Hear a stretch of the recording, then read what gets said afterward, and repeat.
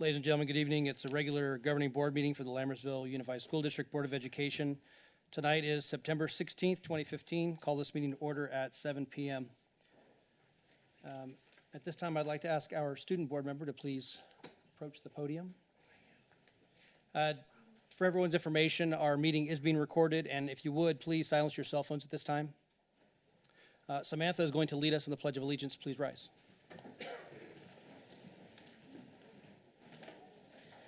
I pledge allegiance to the flag of the United States of America and to the republic for which it stands, one nation, under God, indivisible, with liberty and justice for all.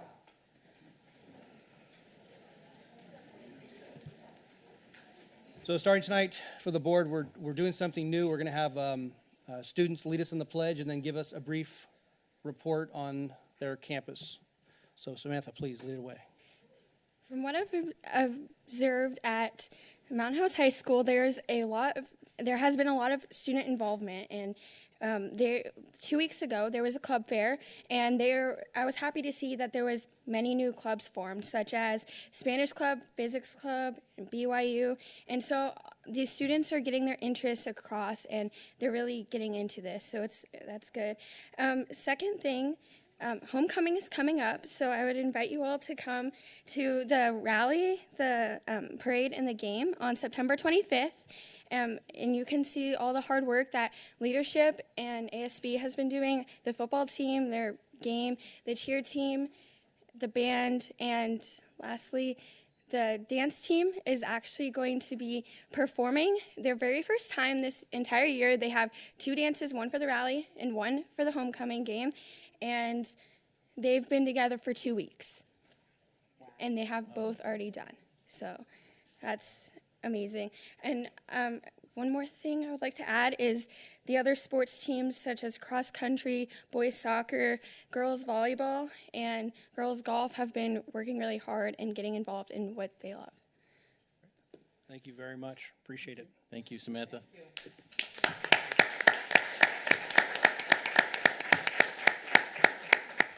Roll call, please. Matthew Balzerini. Here. Colin Clements. Here. Sharon Lampel. Here. Shane Nielsen. Here. David Pombo. Here. Samantha DeTiberis. Here.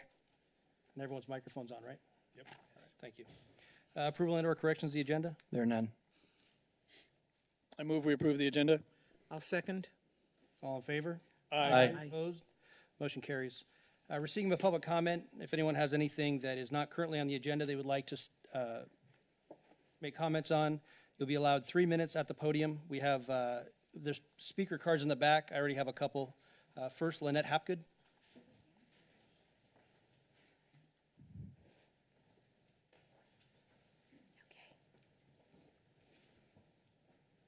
Just kidding. Okay, so good evening, esteemed members of our board. As always, I come up before you. I like to talk. I have lots of things to say. I think most of you know me by now. If you don't, that's kind of strange because I'm literally here all the time, right? First of all, I'm not going to cry, but this is amazing to me. Regardless of the reason that this room is full, this is the first time since I have been here in 2009 that I have ever seen this room full. That it wasn't a wax museum. So let's be fair. But this is amazing. You have your teachers here, you have parents supporting them, you have community members, you have taxpayers, you have people with input, people with desires, people who are hoping that decisions are made, hopefully people whose voices will be heard tonight instead of just mine and maybe a couple other loudmouths that I like to bring with me around town. So I stand before you as a parent, I stand before you as a taxpayer, I stand before you as a stakeholder in this community. I own because I want to. I stay because I want to. I put my children in these schools because I want to. I want support. I want to support you. I want you to support them. And I want it public. I want all of it public. I don't want anyone else thinking that they're not allowed to speak. I don't want anyone feeling that they're not trusted, that they're not respected, and that they're not supported because it's not okay. I've felt that before. A few years ago when some of you were aware. I came up here, I complained as loud as I could. I brought people with me. We rallied. We tried to change things. Things have changed for me, not for everybody, not for the teachers, not for the foundations, maybe not for the principals, maybe not for each one of you. If you have kids here, you're invested. If you work here, you're invested. If you're sitting up there, you're invested. We elected you. We employ you. We respect you. And we're asking for that in return. And I know I keep saying respect because tonight that's my theme. A lot of people are worried about silence. A lot of people are worried about trust. I'm worried about respect. Listen to them. Know what they're saying is valued. Allow it to be heard. We need to stop talking. We need to start listening to each other. And don't just keep thinking while I'm talking. Just listen. Just hear my words. Just hear their words. Maybe not even say anything at all. Write down a couple words that are important, a couple things they said that maybe struck a chord with you like it did with me. Take that home. Think about it. Come back in a day or two. Then have that conversation when you've had a chance to process what everyone is saying. And think about what's in it for them, what's in it for you, what's in it for me, and most of all, what's in it for our children, my children, Colin's children, Shane's children, and Dave's children. Yours too. Thank you. That's it. Under 3 minutes, boom.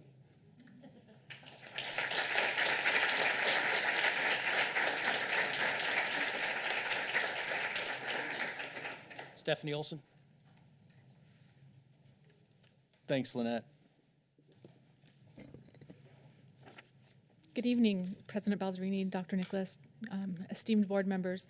I come to you as, like you, someone who has a great desire to see our district succeed, and someone who's only coming out of concern because I care. And I know that you care too, and I, like Lynette said, I hope that you will listen to me with respect and with the desire to hear what I'm saying and not the desire to respond, just to tell me I'm wrong and I don't know anything, because I feel like I'm living a real life version of The Emperor Has New Clothes, where the 5 of you sitting up there are the emperor. And parents and teachers are saying, you're naked, and you're not hearing us because you have your clothes makers telling you, we've got this latest and greatest thing, and it's awesome. And anybody that's telling you you're naked is an idiot. Don't listen to them. They're just, whiners, and they're not on board yet, but we're going to get them on board. Don't worry about them. We're great. Everything is great in LUSD land. But the naked truth is that it's not all great. I have lived here since 2007. Why did I move to Mountain House? I moved here because I have had 4 kids at the time, 5 now. So I needed a home that would fit my kids, and I wanted a place with great schools. This is the place. I love our district. I'm proud of our district. We are awesome as a district. But that doesn't mean we're perfect. And we have an issue that needs to be resolved. Teacher morale, RCD issues. And now I know what you're going to tell me. RCD, we can't buy a curriculum. We don't have the money. Teachers are asking for raises and help with RCD. You've got to understand where we're coming from. And I do understand that. I do. But I understand them. I have personally spoken with 30 teachers. Teachers I hardly even know. And they have all said the same thing. I don't feel safe communicating to people in the district about my concerns with RCD and things that affect your child's education. I feel like if I speak up, I might lose my job, or I will be going from 8th grade to kindergarten, or vice versa. That is not an environment I want people educating my children to exist in. It doesn't foster collaboration, it doesn't foster trust, and it certainly doesn't foster the respect that Lynette spoke to. Our teachers are awesome. They're what makes the district awesome. So if you don't have the money to give them a raise, if you don't have the money to buy curriculum or choose to spend it on all these new pilot programs instead of investing our teachers, I want you to think about what's going to happen, what's already happening. You can be the emperor and you can be out there naked and think all is well. Or you can listen to us and telling you, you're naked, fix this, get some clothes on. And how do you do that? You show the teachers that you care and that you respect them and that they have a voice in this district. Thank you.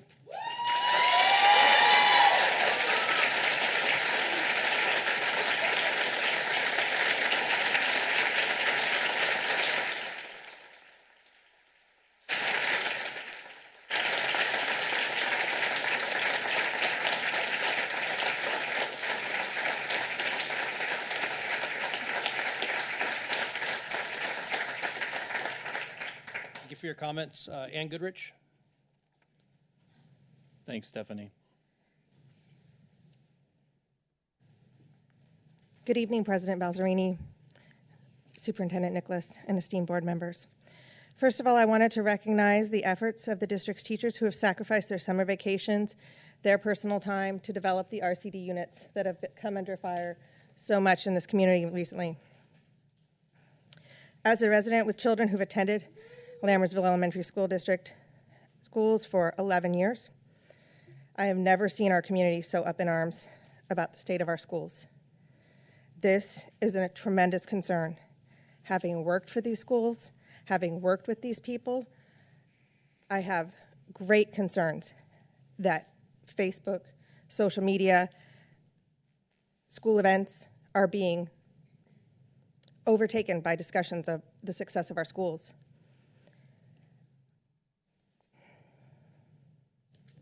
Well, I can understand and I want to say, these schools have been the crown jewels of this community. They have been the reason so many people have moved here and so many people have stayed. They have been a celebration point for this community for a decade. However, while I understand that these RCD units made sense as we transitioned to Common Core, because curriculum was not available, and it wasn't going to become available in a timely manner for the school year. Curriculum is now available in the area of math, in the area of Common Core. That is Common Core ready and is state approved. The state is approving a pilot program for language arts in January in the area of English language arts that will be aligned with Common Core. Looking at the district scores in language arts, I want to urge the board to encourage the schools to pilot those materials and start to move away from RCD and start moving towards those state-adopted curriculum that are aligned with Common Core. Furthermore, I'd like to remind the board, which I'm sure you know, that the state requires the community be involved in the adoption process of any curriculum. We adopted certain curriculum. That curriculum is not being used in our classrooms because our teachers are now using RCD. The curriculum is sitting on the shelves. I encourage you to invite the community to be part of the process in adopting new curriculum that will meet the needs of our students and that will facilitate continued success and growth in this community. Thank you very much.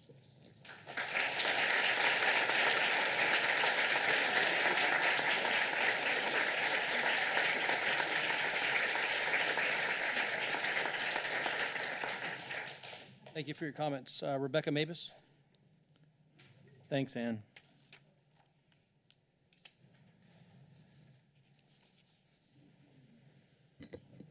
Good evening, Governing Board, Dr. Nicholas. I'm Rebecca Mabus, President of the Lammersville Teachers Association. We are teachers dedicated to providing our students a quality education. During the school board meeting on August 19th, prior to closed session, President Balzerini made a comment regarding a Facebook post by a person in the community discussing the current negotiations between LTA and the district. He stated it was his understanding negotiations had been agreed by both parties to be handled behind closed doors. He then asked Dr. Nicholas if this is correct, to which Dr. Nicholas replied, "This is correct." President Balzerini stated it is inappropriate and extremely unprofessional for numbers to be out in the community, and asked Dr. Nicholas to contact LTA and find out what is going on. Trustee Lampel then stated, if there is an agreement of confidentiality, it needs to be upheld. Dr. Nicholas did follow up with LTA, meeting with myself and Tani Zemlock the following day, August 20th. At no time, past or present, has there been a confidentiality agreement between LTA and the district regarding negotiations. The LTA bargaining team negotiates for over 125 teachers. It is the bargaining team's obligation to share negotiation updates with the members they represent, as well as receive their ongoing input. I am sure Dr. Nicholas has shared with you the discussion we had that day. I also shared this information with you in a letter I emailed Friday, August 21st. In the letter, I asked the board to please address the inaccurate statements at the public board meeting, which was held September 2nd. My colleagues and I are disheartened by your neglect in addressing and correcting this information publicly at that meeting. The teachers of Lammersville Unified School District are dedicated professionals who deserve to be treated as such. You have heard community members express their concern over the number of teachers who have resigned, and as of this board meeting, continue to resign weeks into the current school year. It is time for the board to look at the bigger picture and start asking questions. We guarantee there is more to why these teachers are leaving Lammersville than the reasons they wrote in their letters of resignation. You have heard community members express their concerns about morale within the district. It troubles us that your response to these concerns are nonchalant and dismissive. These concerns are real and not going away. It is time for you to start truly listening to what the community who elects you is saying. I am afraid if you do not, we will continue to lose our dedicated teachers who put students first. And I have an article for you that I received today about the teacher shortage and retaining teachers that I'll give to Noelle and she can give to you. Thank you.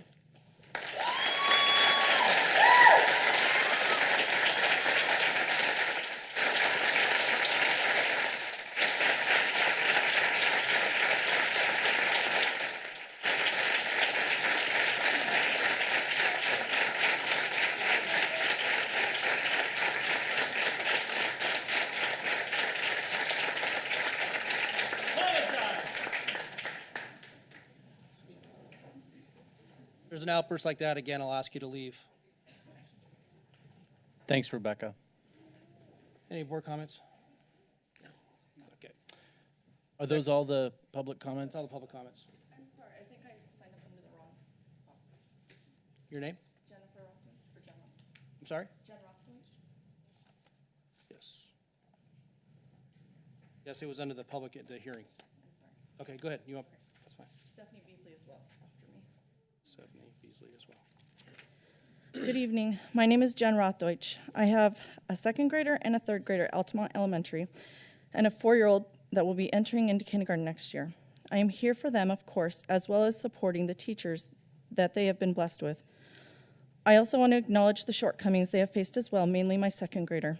The lack of resources, curriculum, and support for the teachers in our district, as well as inadequate compensation for the teachers for a job well done, is unacceptable, and it comes at the expense of our children. Last year, when our now second grader was in first grade, she faced the first issue I stated as of going through 3 teachers due to the lack of curriculums, resources, and support. She started the year with a brand new teacher. Due to lack of these tools to prepare this teacher properly, she was gone within a week or 2. Then came her second teacher, who was also a brand new teacher. This teacher tried for 4 to 5 weeks, but failed without also having the proper curriculum, support, and resources. Thankfully, they finally got a third teacher who was amazing and just what they needed.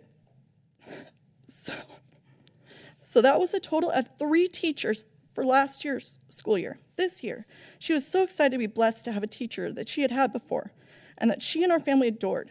We are now facing the second issue I state here.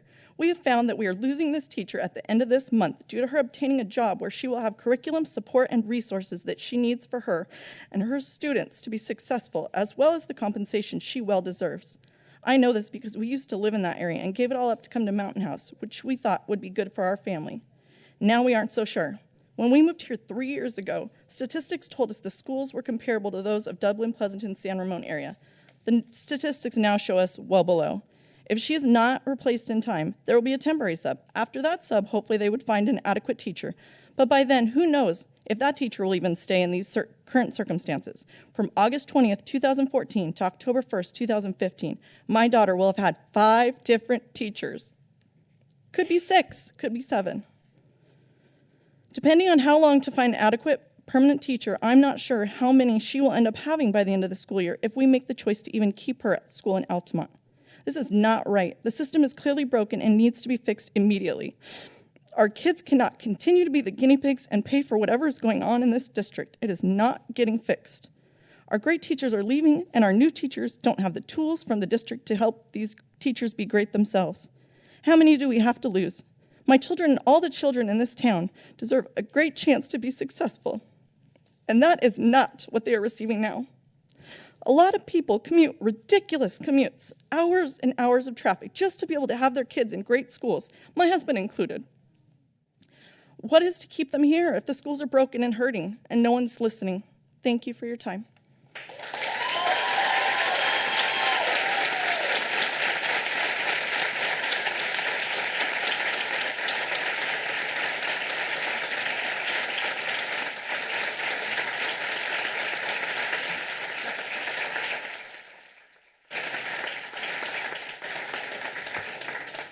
Thank So you for I your also comments. did the same thing. Stephanie? Yes, thank you. So board members, cabinet members, community members, I appreciate the opportunity to speak tonight. I, like many parents, are concerned about what is happening in our schools. We have a growing problem with the lack of curriculum.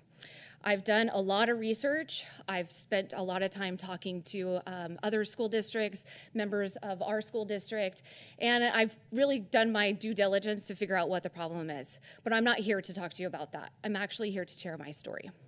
I was raised to value education. I believe that education truly is the great equalizer. It's one of the reasons that I chose to live in Mountain House. I was under the impression that we had brand new schools, amazing, beautiful schools, and really great test scores. So we should have a great school district, right? Until my kids started in the district 3 years ago, I had that perception. My daughter started in kindergarten 3 years ago. We were in the Altamont School District, or Altamont School, but our school wasn't ready. So we were shipped off to Cuesta. We were put into a classroom that was half the size of the other kindergarten classrooms. But you would never have known that this classroom was under-resourced and was smaller than everyone else. The teacher that we had was incredible. She brought passion, she brought energy, and of course, when she didn't have the adequate curriculum, she went to Teachers Pay Teachers and made up the difference. It was an incredible school year. My daughter came home every day that year saying, I cannot wait to be a teacher, just like Mrs. Monjour. Last year, we moved into our home school. I was super excited about that, was enthusiastic. I put money into making our STEM programs great, and I was behind our efforts. That is until we went through 3 teachers, just as Jen mentioned, in 7 weeks. That's pretty ridiculous. We ended up the school year with a great permanent teacher who really turned things around on what I like to say, borrowed curriculum, learnings on the job, and of course, lots of support from her fellow teachers and parents. So now to this year, I'm excited. We are now back into my daughter's favorite teacher and her role model. She still talks about how she wants to be a teacher just like Miss Monjour. But my surprise, I look at the board meeting agenda for tonight, and on the list is her name. I was devastated. All I could think was, here we go again. We're gonna have 2 more teachers in 6 weeks. Who knows, maybe even more. That is just unacceptable in my book. Do I blame the teachers for taking jobs in other districts? Absolutely not. Better pay and better resources, of course, that's the right decision. What I want is to see the board and the district do a deep dive into the curriculum and the resources. Make sure that we are providing the adequate resources our teachers need. Thank you.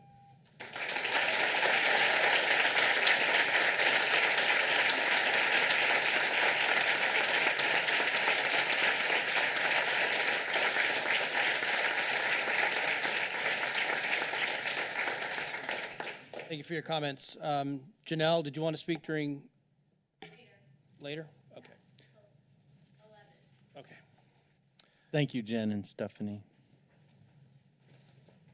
Next item is presentation. Item A is Delta College presentation by Mr. Faubert.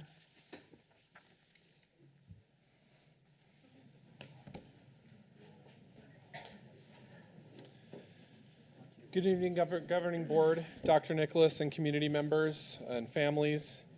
I'm excited tonight to be speaking to you about a program that we're bringing to our high school. That's a really exciting thing that will be really a feather in the cap of our educational program here in Lammersville Unified School District and at Mountain House High School.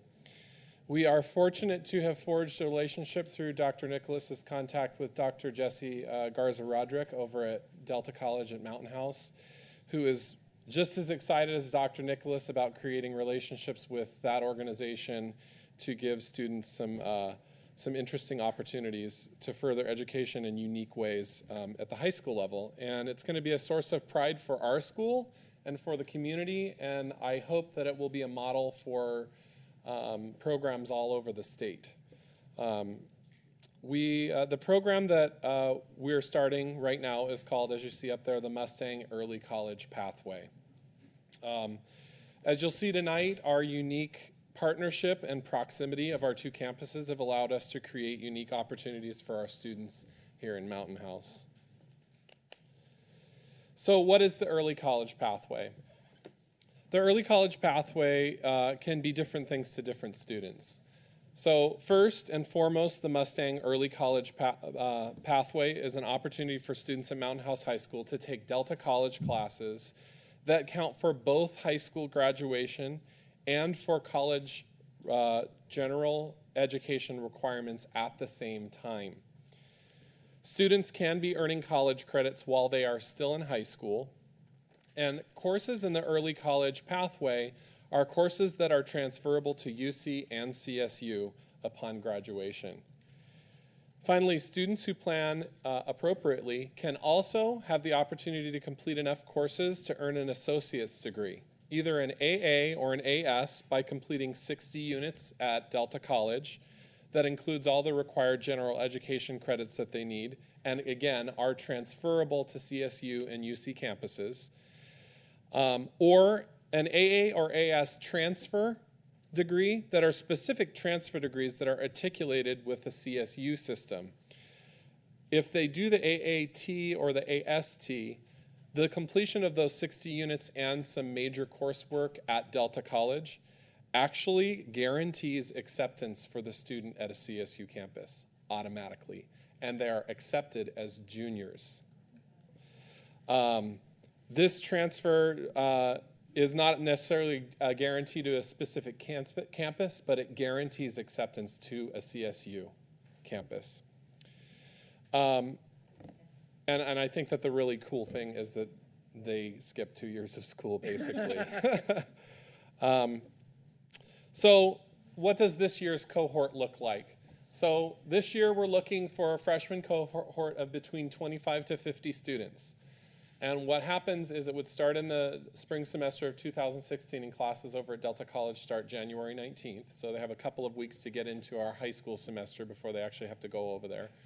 And the first semester, the students would take 2 classes. They would take a guidance course that gives an overview of the certificates, associate degrees, and transfer requirements that students need, as well as the registration process and student services available through Delta. And then they will also take one general education elective course that's selected by both schools, Delta and Mountain House, that will again be transferable to UC and CSU. Immediately following the spring semester is Delta College's summer semester, and these students in this cohort would take at least 2 courses during the summer, but could take more. One of those courses must be a guidance course called Guidance 19. This course actually introduces students to the educational planning process and helps students to develop their comprehensive student education plan. And that plan helps students to establish academic and career goals for the rest of their high school and early college experience. The other class that they take is 1 or 2. We suggest no more than 2 over the summer because they are college level courses.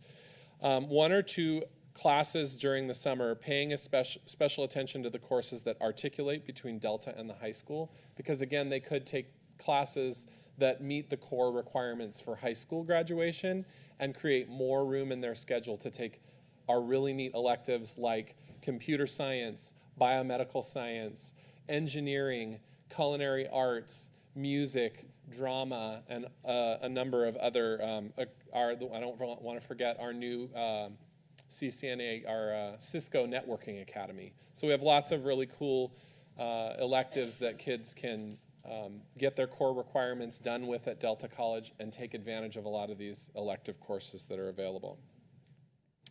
So for the remainder of their sophomore through senior years, starting in grade 10, students will work with Delta College counselor and the Mountain House High School counselor to take classes that will work them towards their academic goals in the specific program. And those will be very diverse once we get to this point. So starting in the sophomore through senior year, students take classes that satisfy requirements Mountain House High School has already sat down face-to-face with Dr. Garza-Roderick and the counselor over at Delta College. We've already articulated over 15 courses that satisfy both core graduation requirements at Mountain House High School and general education requirements at Delta. So the kids will be able to double dip all along. During their sophomore through senior year, students will work closely with counselors to choose their major area of academic focus. So what is the benefit of our students engaging in an early college program? We have gone over some of the major benefits in the presentation already, but I want to detail them for you again. Listed on this slide are just some of the major benefits that can be realized through the early college pathway. If a student is motivated to engage in this program, they can work themselves ahead in their studies, eliminate the need for any general education courses at the UC, CSU, or private level, private college level, which saves families a ton of money. And because they're double dipping, they get their general education requirements and their high school requirements taken care of at the same time. And when they apply for a four-year college or university, again, I want to say, because it's kind of the wow factor, they don't apply as an incoming freshman, which a lot of times at the universities is much easier to apply as not every school, but many of the schools, much easier to apply and get accepted as a transfer student, and they are transferring in their junior year, and they start major level coursework at that time. So the question is, what steps do families need to take in order to be involved in this program? And you see them listed up there on the slide. The first step I want to detail for you, Dr. Nicholas and Dr. Garza-Roderick worked really hard last year to very quickly put together a program where we gave the opportunity for all of our incoming freshmen to take the Delta College placement test called Compass, and it doesn't have anything to do with our Compass Learning. This is a different organization, but and already 80% of our students have already taken this test. And so we have 80% of our freshmen currently who we already have levels for, and we can recommend them to be in this program. So the second thing that they need to do is we, with the board and the superintendent's blessing, will be holding a meeting on the 8th of October to talk about our early college pathway. They need to complete an online application that we've developed, which includes a student statement, similar to a college statement that you would make on a college application, and also a parent statement, because these are younger kids, about how and why they will support their students through the program. Students will also obtain teacher recommendations. Then they would be accepted into the program. They would enroll in courses for spring semester and then start classes in January. So what are the criteria? The required criteria is obviously the Delta College test, and it gives them levels. So a reading level 2 and a math level 3. Basically, the math level specifically correlates to our Math 1 course at the high school. So if students are enrolled in Math 1, they are eligible for applying for this program. Students need to have a current GPA of a 3.0 or above. Obviously, student and parent essays to be reviewed by counselors, teachers, and administration, the teacher recommendations, and then they must turn the application in by the deadline, and they will have 2 weeks to do that.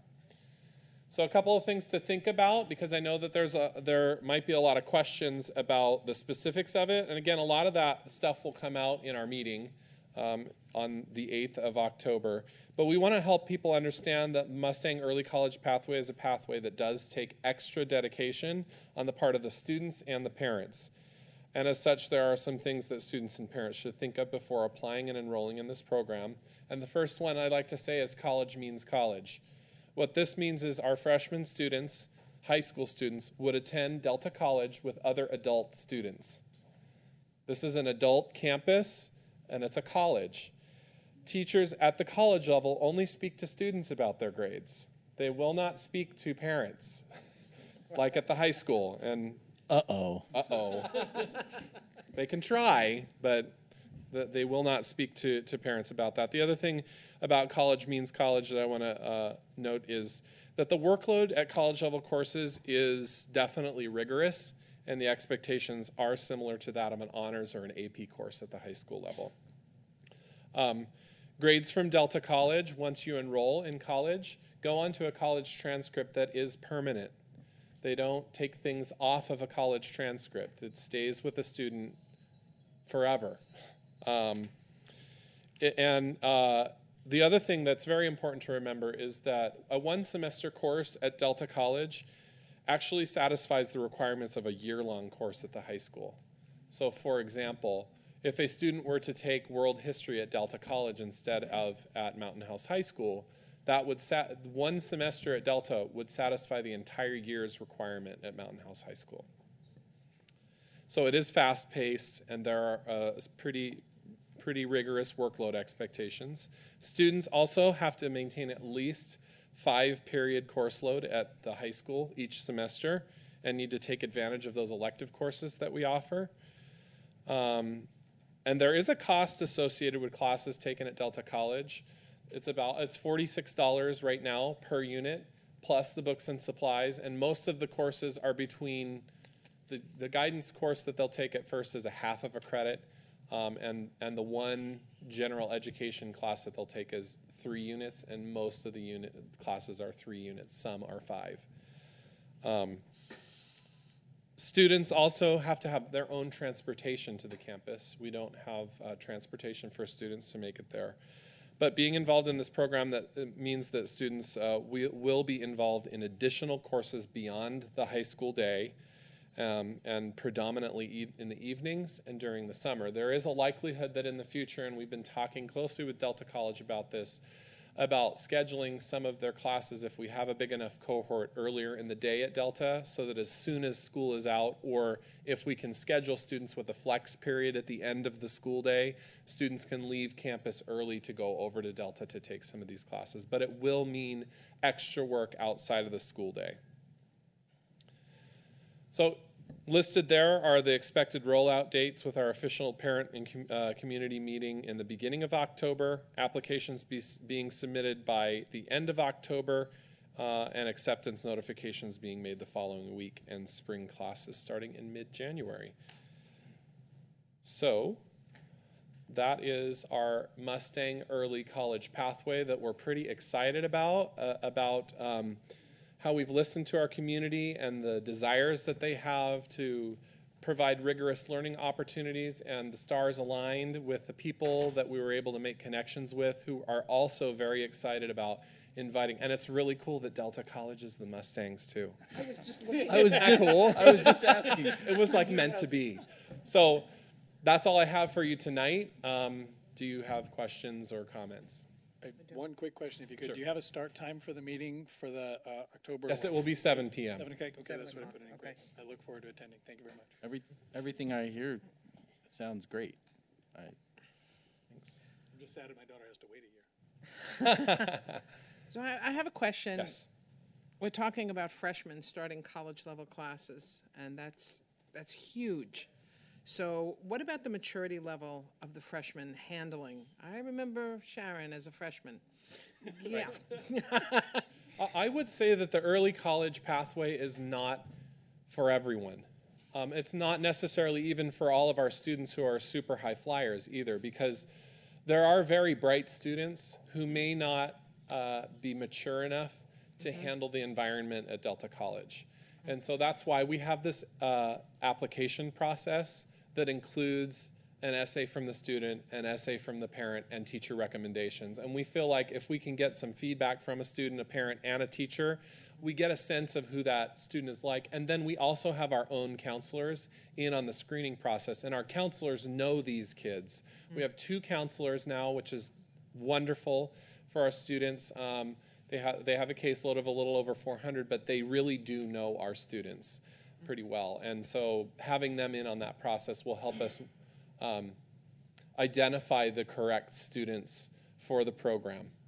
Okay. And sticking with the maturity level, thinking of going right out of high school and becoming a junior at a 4-year university or college, again, there's a maturity concern there. So is that the purpose of those guidance classes in the very beginning, to kind of show them what Absolutely, this and that's is all why about?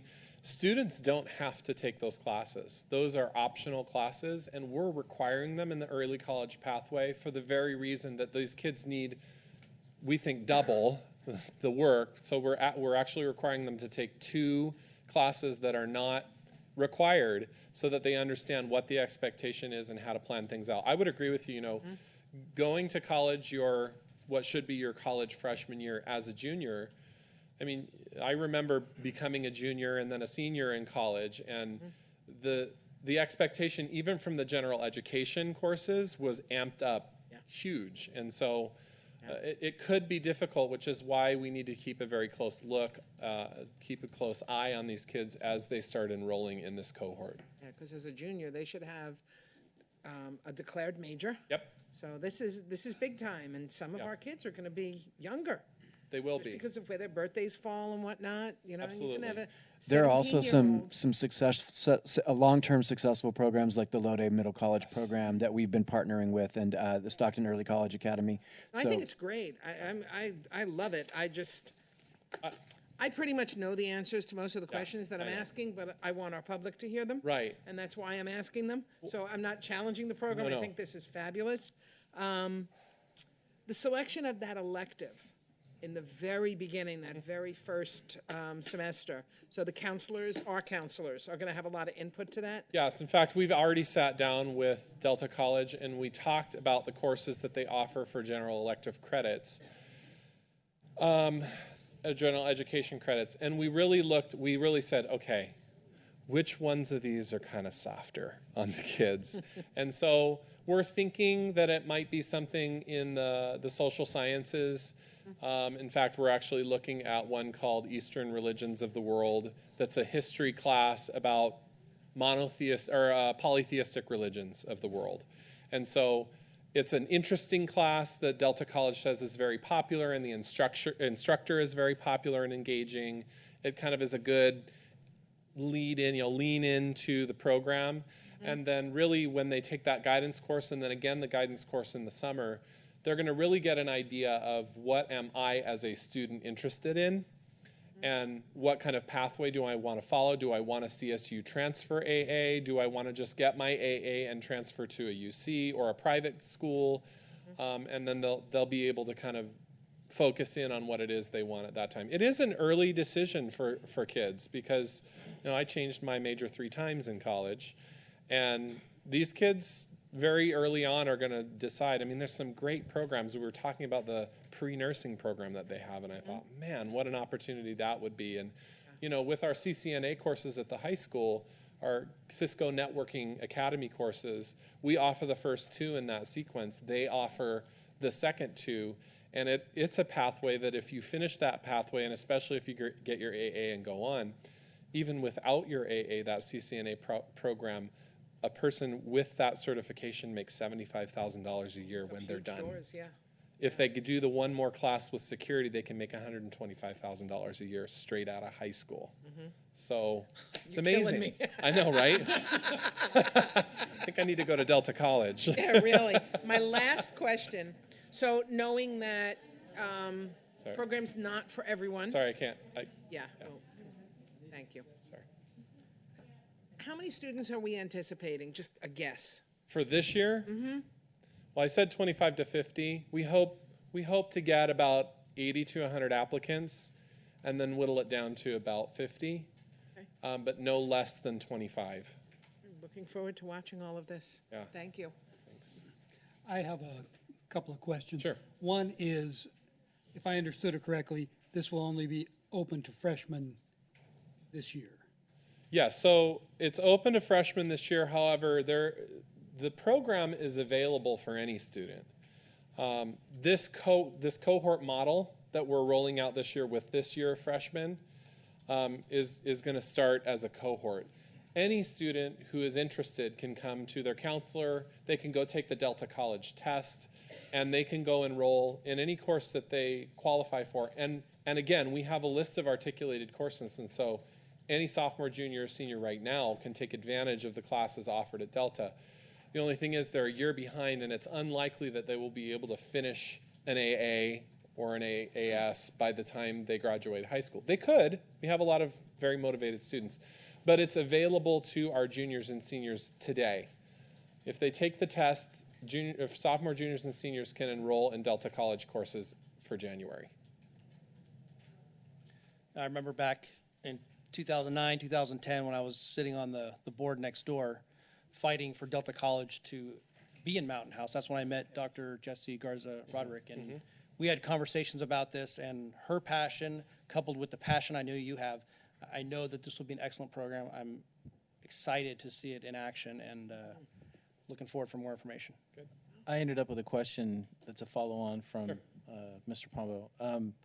So your estimate, you're saying 50 students, that's just, I was assuming it was 50 of the high school. You're thinking 50 freshmen? Yes.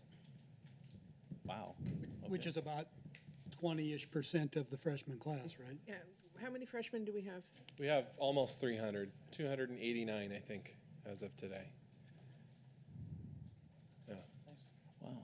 Well, and one other thing that I want to let you know is that because of being a new school and opening up, we really wanted to get this started for this semester.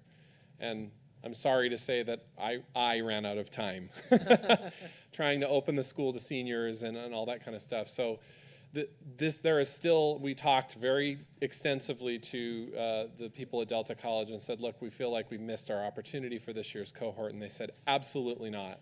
This is absolutely going to be fine. And starting next school year, because we will have this in place, our cohort next year will start in the fall. And so students will be able, so our incoming ninth graders for next school year, the 16-17 school year, will actually, we were going to do the same thing this year in January, late January. Students will take the compass test. All of our 8th graders will take the compass test. And from that, we will have another meeting about early college. Those students will apply before the end of the school year, and we will help make a 4-year plan for them before the school year starts. And they will start in the fall.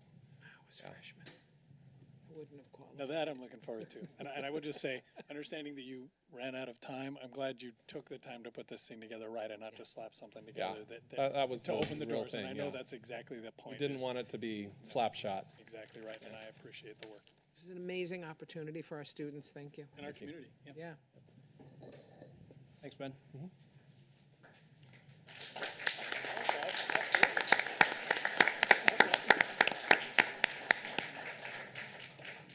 Next, we have our consent items for consideration. Item A, approval of the governing board meeting minutes from September 2nd. Item B is the budget revisions and warrants. Item C, approval of the 15-16 hires. And I'm going to ask you to read them in a minute. Item D is the acceptance of resignations. Item E, approval of the 15-16 fundraisers. And item F is an acceptance of 2 donations, $300 from Rajesh Aneth for Wickland School Science Olympiad Division B, and $300 from Adam Lane for Wickland School 7th and 8th grade Science Olympiad. And I would like to take a moment to welcome the following new employees to Lammersville. Darren Allams, food service worker. Juan Sanchez, an evening custodian. Diane Salata, a special education aide. So welcome to all of those new folks to our humble family.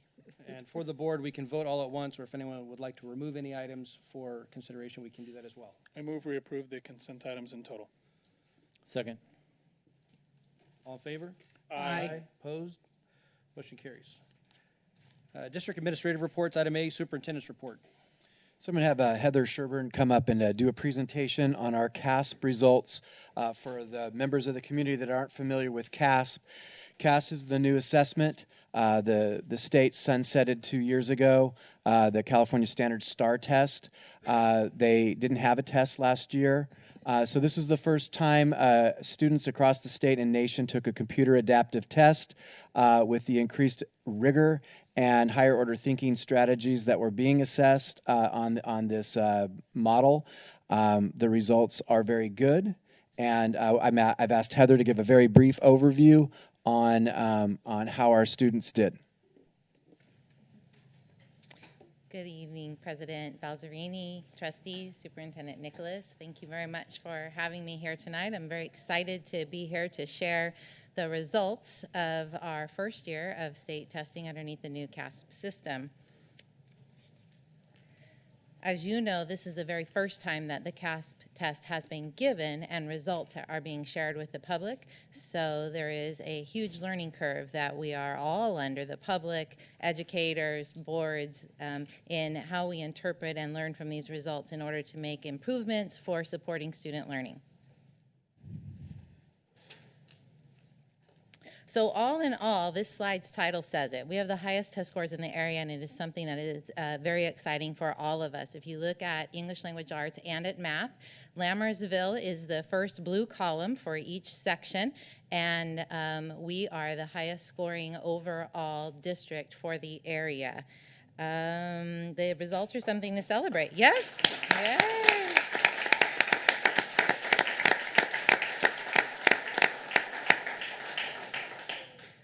The green school that you see there is Livermore, and Livermore tied with Lammersville for English language arts with 58%, meeting or exceeding the standard. However, in math, Lammersville had 48%, whereas Livermore had only 44%. So all in all, that keeps our standing at the very top there. So each of those schools, you see Jefferson, Tracy, Manteca, Ripon, Lincoln, the school districts that we felt were similar and of similar size in the area to give us some perspective on what we are doing. The next slide here compares us to the state and the county. On this slide, it's even more readily apparent that we are far exceeding the state overall proficiency for meeting and exceeding the standards in both language arts and math, and even to a greater degree, we are exceeding the county standards there. This is a real testament to the hard work of the big picture of the entire team that supports our children in learning, and that includes the teachers, the parents, the students themselves, the board, and all of the district office employees who are providing the support to our children. It is a true effort that by a team that makes this big difference. While we transition to the new CASP system for English language arts and for math, we still have the old CST system in the areas of science that are the traditional paper pencil tests that we know from the past. These are the results for that CST science test. They are tested in 5th grade, 8th grade, and 10th grade. And once again, this is a comparison to the state and county, and the blue is Lammersville, and we far exceeded the state and county percentages there as well. In 6th grade, we had proficiency at, in 5th grade, we had proficiency at 64%, 8th grade was 77%, and 10th grade was 72%. Available on the CASP website out there now, you can look at the subpopulation data, and that's something that we've done in the past with CST as well. And it's important that we look at that because we want to know the variety of different groups and how they are scoring, not just how students overall are scoring or students in particular grade levels, but are we meeting the needs of all of the demographics within our district. So as we look at that data right now, the strengths that you see there in front of you are somewhat typical of what we might expect to see in that students who are proficient in English, students coming from Asian and white backgrounds for ethnicities, and students of parents who come from a college education or higher are scoring better than students without those. Our students who are needing additional support that we'll continue to look at and dig into both at the site and the district level are our English learner population, our African American and Hispanic populations, and our low socioeconomic population overall, and in particular, those who are also African American and Hispanic low socioeconomic. More data analysis, collaborative conversations, and planning will have to occur in order for us to set our plans in action for supporting these students. So additionally, we can look at how did each grade level perform, and what you see at the bottom are the actual percentages for each grade level. The bands there on the chart represent standard not met starting at the bottom, standard nearly met, then standard met, and exceeding the standard at the top. What you can see is that we have a slightly increasing proficiency trend with 51% in third grade district-wide and a high of 65% proficient in seventh grade. I'll note, however, that every grade level individually exceeded the state and the county proficiency level by 9% or greater. So every single grade level did very well.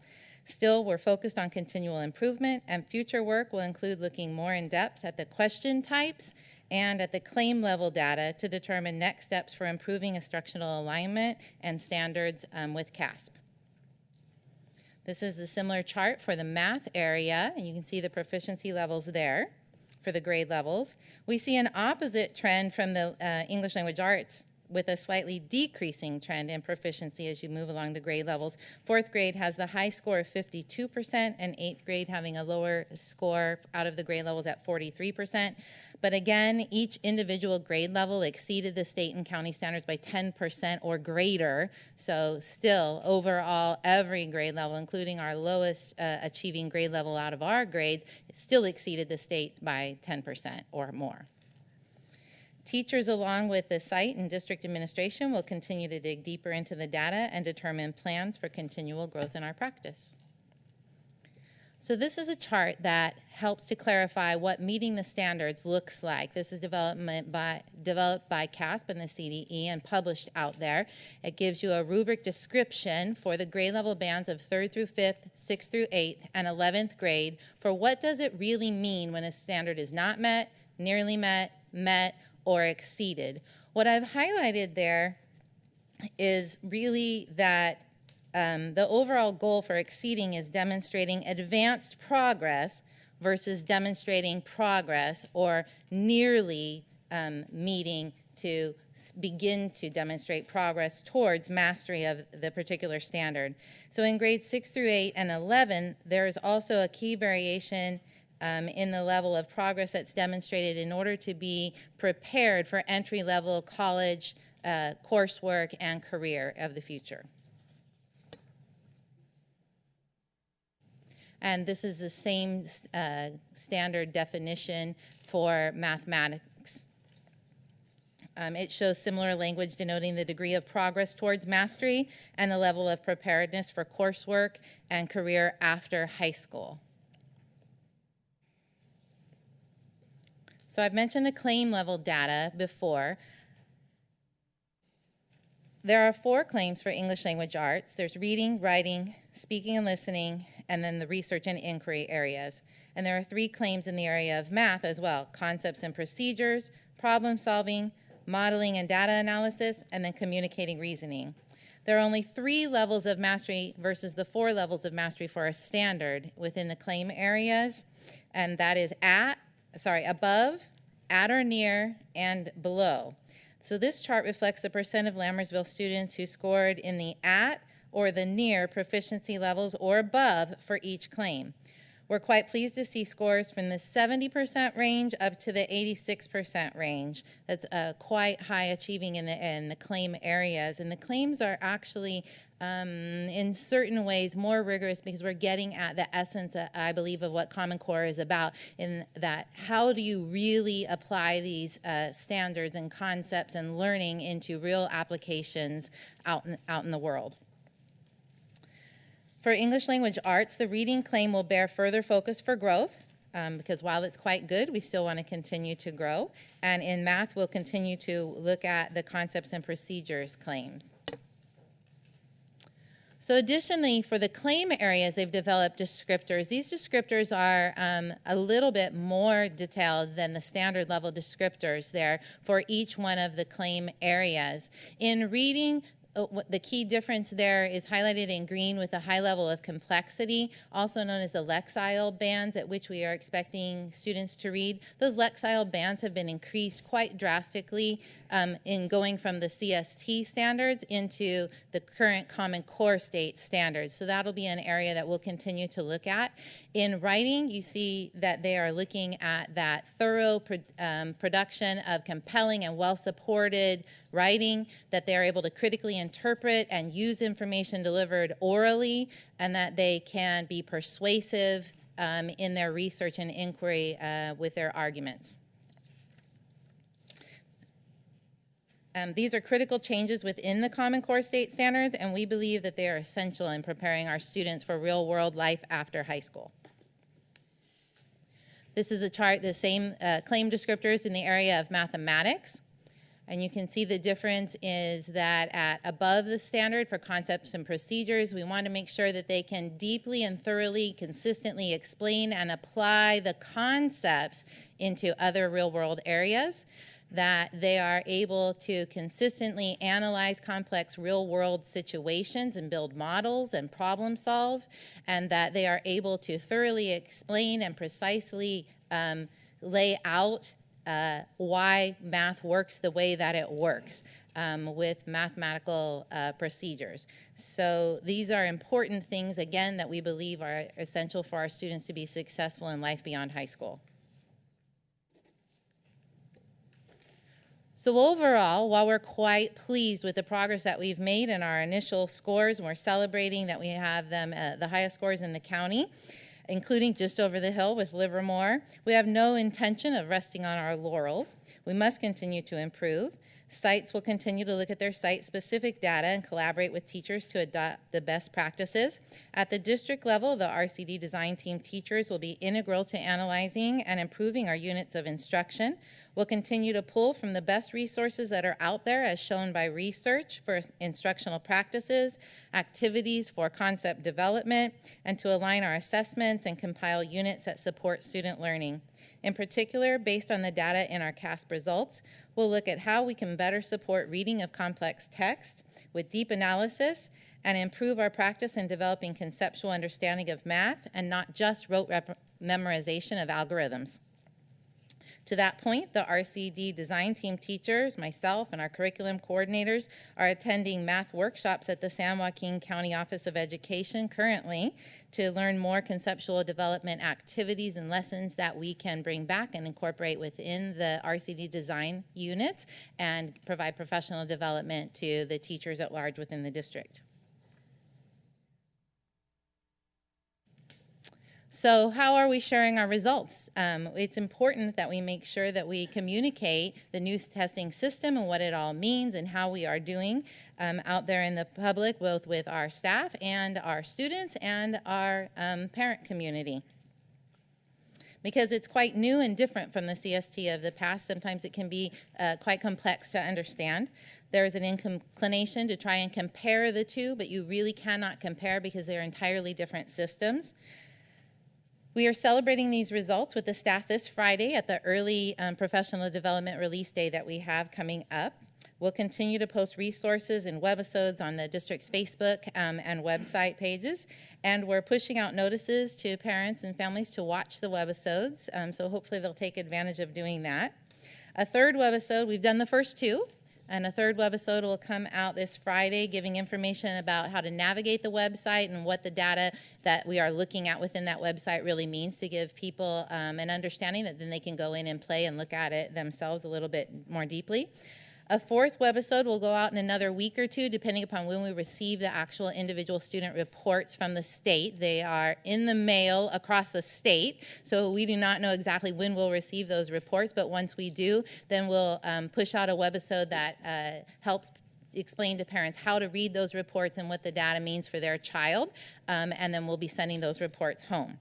So in summary, while we know there is much work to do, and we'll continue to grow in our practices, we are quite pleased with our results, and we believe that there is much to celebrate. Thank you.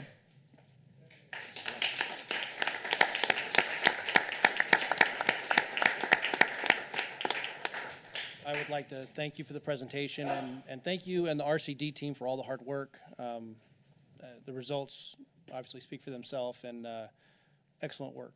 Thank you. Thank you. We have a couple of questions. Since we don't have any other scores to compare from last year, as you said several times, what is the comparison on the science results from last year? Do you For know? the other districts? No, for us, because we had science scores last year. Yes. We have science scores this year. We do have that comparison, and I have to apologize. I did not look at last year's science. Okay, so maybe we can get that at a future point, just to see how are we doing. You know, different groups of students, but how are we doing? So now that we have all this data, I'm sure we will be using it. This is not for you, this is really for the superintendent, to guide our modifications of the LCAP for this year. Okay, just kind of, that's how it works. I want to thank you for those webisodes. I shared them at work. I said, look what my home district did. We need to do something like that. So is your PowerPoint going to be on the website aside from the video of tonight's meeting? It absolutely could be. Okay, because I think those Actually, charts that she you was asked to showed- do a webisode on this particular presentation as well. Great, because I think the charts that you showed on what things mean, how we did, will be invaluable to parents. Absolutely. Although, if I could add, though, and I was going to mention this later, the bar graph that you put in, I want to, for everybody who looked at it and like me went, what is that? You didn't make that. That's what the state bar graph looks like, and it's incomprehensible to me. So if we could find a way to make that a little bit more. The blue one? Yeah, the blue one with all the blue colors, and you're like, I don't get it. It's below the I'm an idiot apparently, and I look at that thing and just go, I don't know what this means. Can I get some numbers? It's At a least you little put the different numbers at to the bottom. read. Yeah. Yeah. But if you could change that up to something that I don't know, this idiot could look at and understand, I'd really We're appreciate not it because used I to want to share seeing this. anything that has a total of 100. Well, even that, And that's you're like, what it is. you know, it's so we want to be at the top, but why didn't they start with the numbers at the bottom to push it over the 50%? Because that's really what you want to see. You want to see the whole setup is ridiculous, and the first set of explanations of what the standards were gobbledygook. The second one, and again, not yours, it's from the state. The second one is fantastic, talking about you're supposed to be able to read and analyze and get through things. That's talking about the second set of data. Also, I just want to say, if I could, for when you do the webisodes, Lexiles and stuff like that, there's some, just like we were talking about when we were talking about all the acronyms and stuff, if you could explain what that is for the layperson, I would appreciate it, because, like I said, It's a secret language. I know it is. It's a secret language that only certain people get to know, so I would just appreciate How hard it is to read the book. There you go. See, that's all I need to know. That was very simple for me. Dumb it down for the There you dumb go. one on the board, if you don't mind. Thank you very much. Yes. Thank you. Thank you. Thank you, Heather. Oh, and I wanted to add one more thing, but it's not for her. I just want to point sorry, out. it's too late. That's the way I go. I'm impressed by the fact that and earlier one of the parents even mentioned this. We're not talking about competing with Livermore anymore. We beat Livermore. We're better than Livermore. We're talking about competing with school districts who have so much more availability of funding and resources than this school district has, and trying to say that's the standard we should meet, and I love it. I want to beat Pleasanton. I want to beat Centermont. I want to beat Dublin.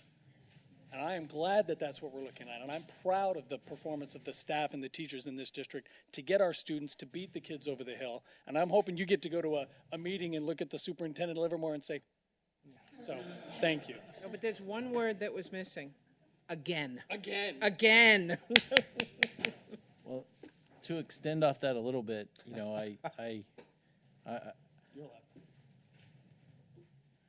I'm tired of seeing graphs that show us. I mean, I do want to see graphs that show us in San Joaquin, but we're 100 yards away from Alameda. I agree. Hardly. And I would be interested to know how we compare to Alameda. And I think most of the parents in the community are actually looking to Alameda. And the numbers were not that far off. I actually did the work myself.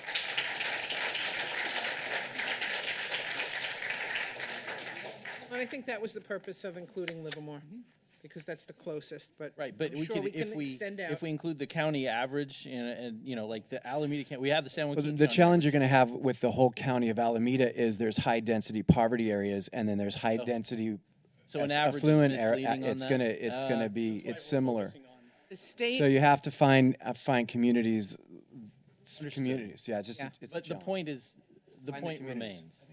The state has comparison lists of other districts that look like us. It could be in Southern California, but it has a similar socioeconomic and ethnic makeup and numbers as Lammersville, and that's what they use to compare us to. Item B, enrollment report. Our enrollment is currently 4,059 students.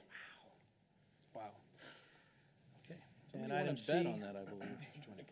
and item C is the district maintenance and operations report. Ms. Kaiser? I think just since the last time I reported, it was 2 weeks ago, we have received free signs from the San Joaquin County Office of Education to post within the district. and I was a little hesitant about having them placed, and still a little hesitant with the wind. They say save the water. I'm glad to hear it rained today, but Mr. Nolan and Mr. Silvera will be placing these signs. I've seen them also in Stockton on the UOP campus, trying to bring that awareness out there. What are they, just lawn signs? They're lawn signs, and they say save the water. A lot I'm of just not places are sure doing how that they'll now, hold right. up, but They're we're not the gonna try. plastic ones, the banners type to stick on the fences. No, they're the posts in the ground. Lord, those We'll things probably are stick gone. them near the buildings, just maybe. gone. I know. Well, we use them for campaigning. Yeah, and So, that's how yeah. we know they're going to be gone. Yeah, I know. I didn't collect as many as I put out. So hopefully the wind doesn't litter. Well, yeah. Anyway, that's all I had to report for So that. if people see them blowing around, they can so Sorry. kindly Yes. return them to the To the district. district, to the school the litter. sites. Save the litter, yeah. Okay, committee reports. Item A is a facility use committee. Did you want to make the report? We met on September 10th. We reviewed all the applications for approval, and the committee is going back to the drawing board on the application process. We're worried that senior organizations in the community are going to monopolize all the facilities, and it's not fair and equitable, which is what we were tasked to do. So we're going to go back to the drawing board and revisit how we accept applications during that period. So we will work on that and bring something back to the board. I would just add, though, that I do appreciate that senior organization was more than willing to come in once they got here to our meeting, to come in and sit down and talk with those other lower seniority organizations to try to find a way to make sure all of those groups could try to find some use of our facilities for their groups, and I just express my appreciation of that. Yes, thank you for that. Yeah, all four organizations are going to sit down with Lori and try and work it out. But we need to come up with a better process as far as using the facilities. So we need to come up with a better process for that. Anything else on that, Jay? No. Okay. Do we have other committee reports yet? No. No. Wellness. The Wellness Committee met last week, and we hit the ground running. We discussed a lot of exciting possibilities for bringing health and wellness discussions to our schools, and I will be coming forward with more concrete reports in the future. And I did want to add from a safety and crisis response. Dr. Gill and I are meeting tomorrow with the new fire chief and our school resource deputy, just talk about safety procedures in general and our spring drill that we're planning. Governing board reports. I don't have a report today. I said everything I wanted to at the beginning. Okay, thank you.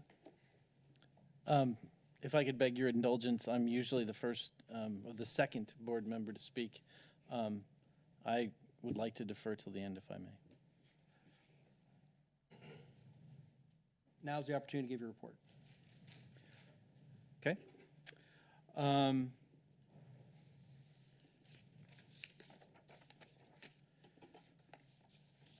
my notes? There they are.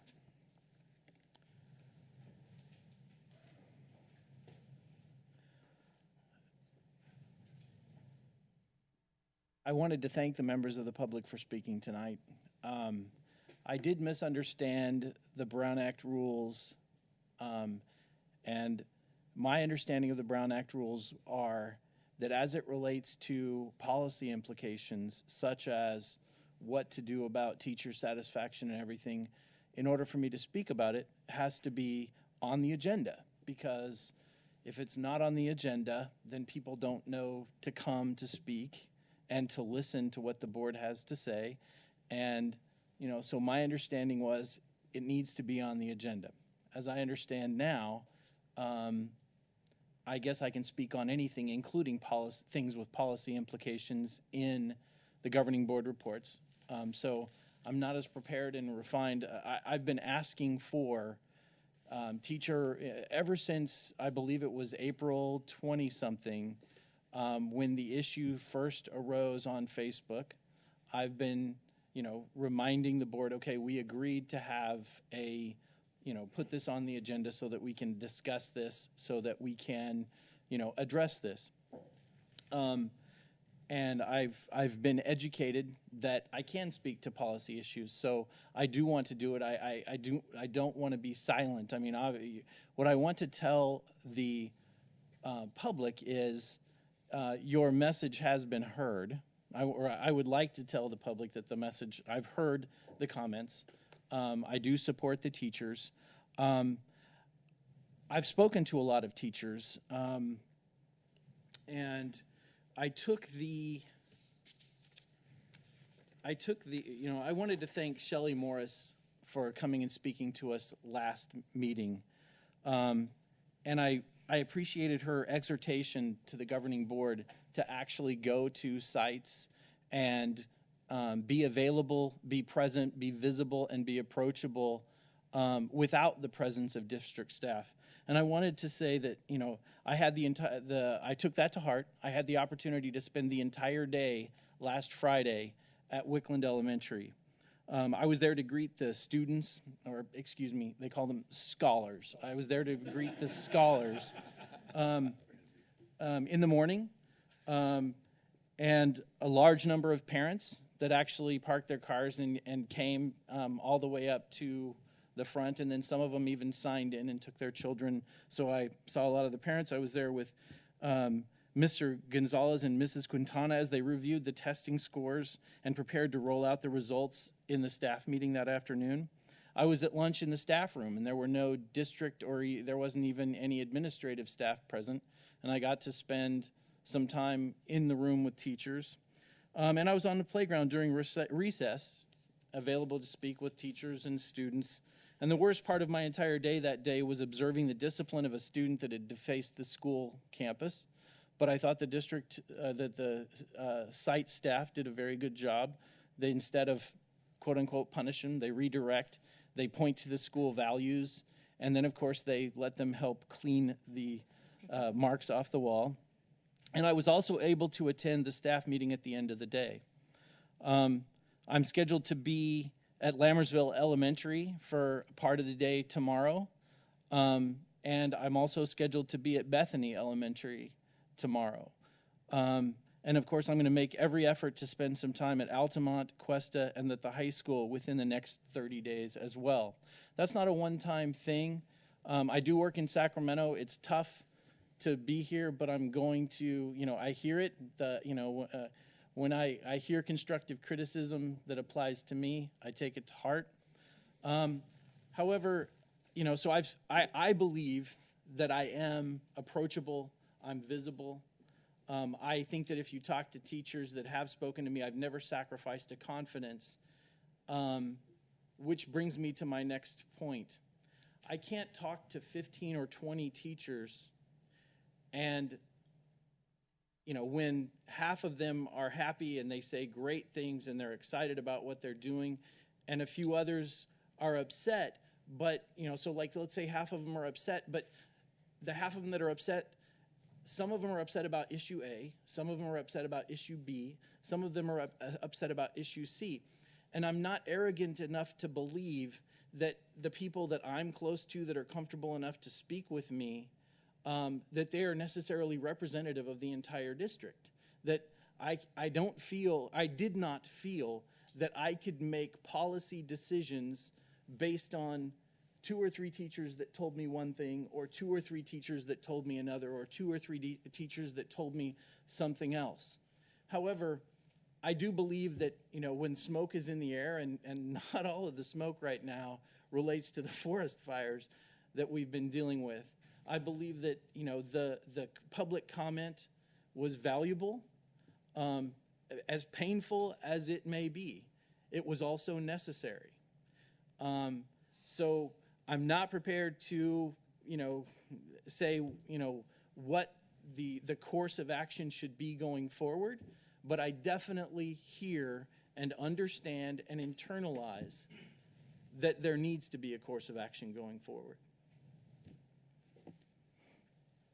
Reggie Nielsen. I'm going to be well, so I'll just start off with the good stuff.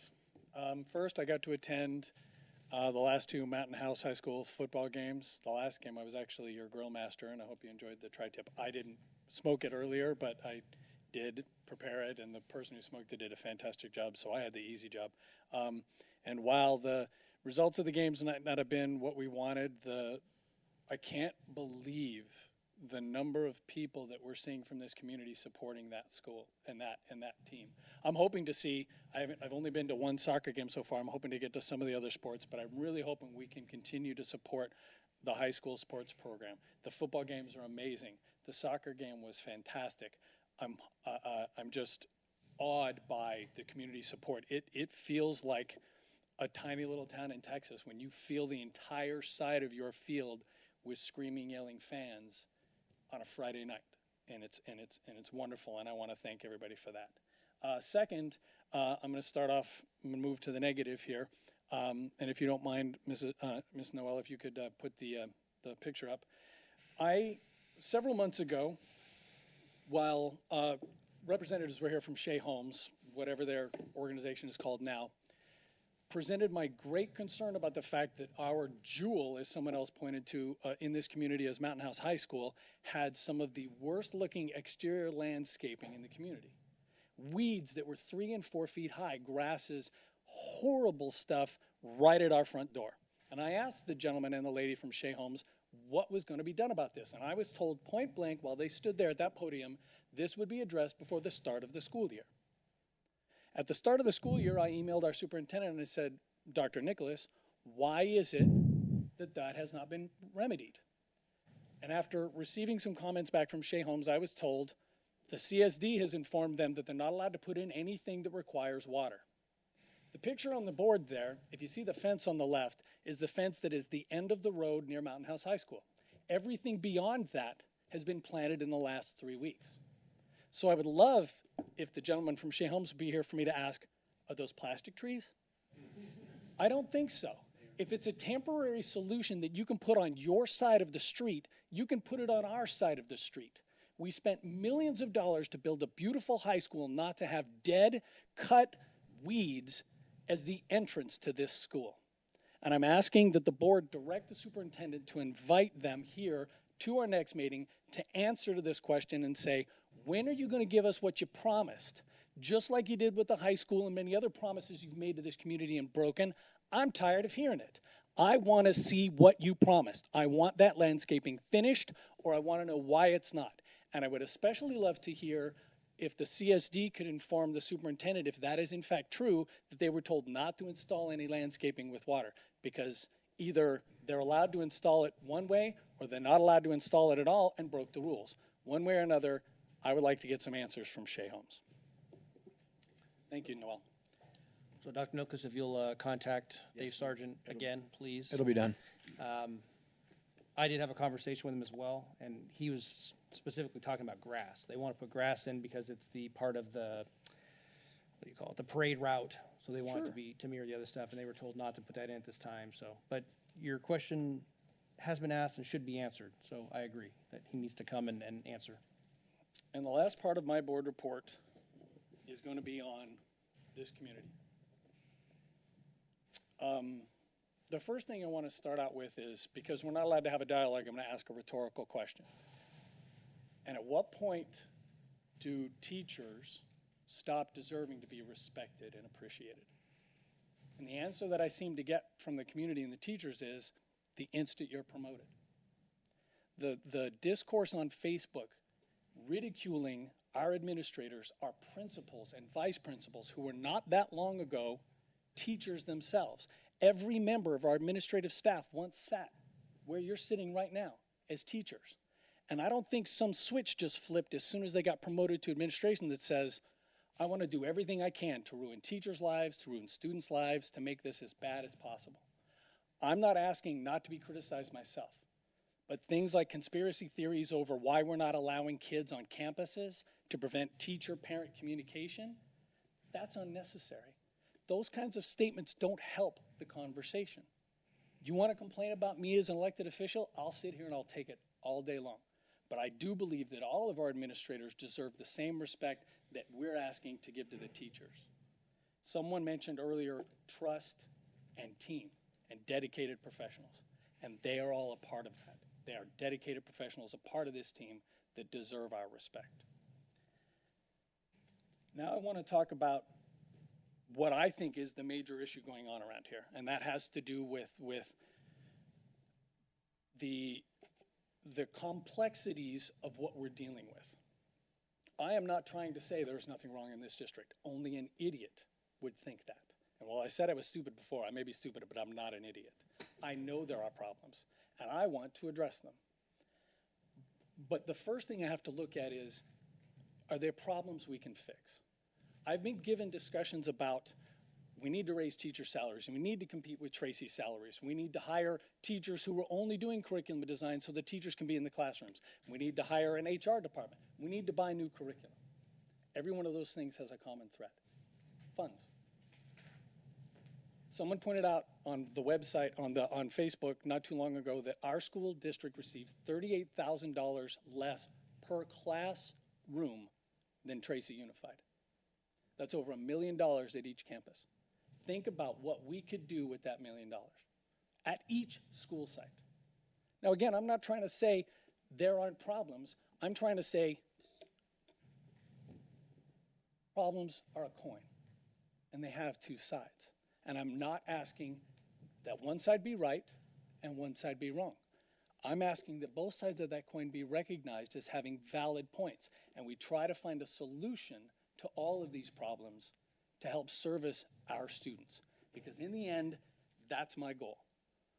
I get that there are problems with RCD, but then I look at the test scores and say, something has to be going right. What's going right and what's going wrong? Let's find out what those things are. Also, the problem with recruitment, I get that people are upset we don't have teachers to hire on this board agenda. And I also get the problems that some parents were mentioning earlier, that we had to go through so many teachers. But there's a personnel side to this that we can't discuss here. And I would tell you that it's important to remember that we can only give so much information about the total picture. Having said all of that, most of you were sitting there thinking, what a jerk, he didn't listen, he didn't hear. That's not at all true. My name is Shane Nielsen. My email address is snielson@sjcoe.net. I encourage you to email me. However, because that doesn't seem to work, because I've asked for it many times, next Tuesday night between 6 and 8 p.m. at the Starbucks on Lammers Road, I will be there. I won't say one word unless you want me to talk. I will be there only to listen to teachers, to parents, to staff, to whomever wants to come and talk to me about the problems, and I'm hoping the solutions that they see for this district. Because in the end, that's what I need to do. As I emailed to a parent earlier, I can't take those 5 funding issues and come up with a solution that meets all 5 needs. If you want to help me find a solution to those problems, I will happily meet you. And this won't be the only one of these I'll do. This is just going to be the first one I'll do. I'm hoping to see as many of you there as want to come and want to talk with me. Thank you. Trustee Lampel. Okay, I can't agree with most of your comments more, so thank you. No, I mean, I Oh, can't disagree. I don't know that either. I can't agree more. You didn't hear the word more. I'm just used to us not agreeing. Not this time. I know, you're dying of shock.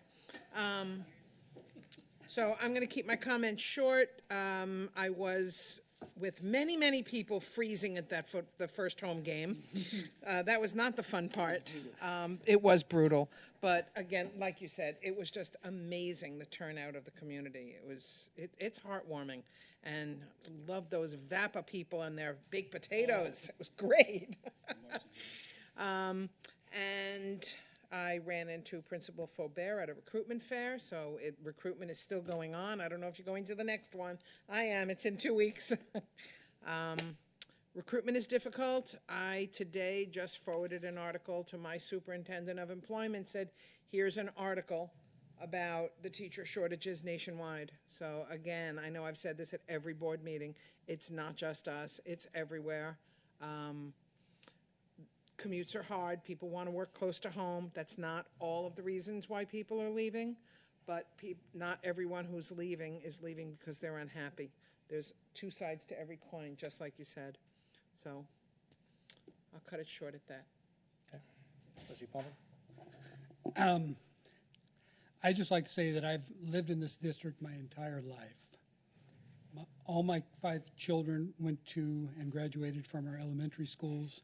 My 2 youngest are now at the high school, and I have 3 grandkids at Lammersville Elementary, and there's nothing I want more than for this to be the most successful district around. There's nothing that I won't do to make sure that that happens. I just have to need a little help to figure out how to do it.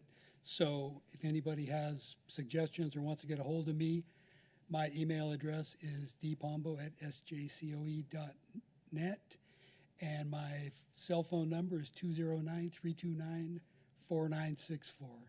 If you want to text me or talk to me, go ahead. Thank you.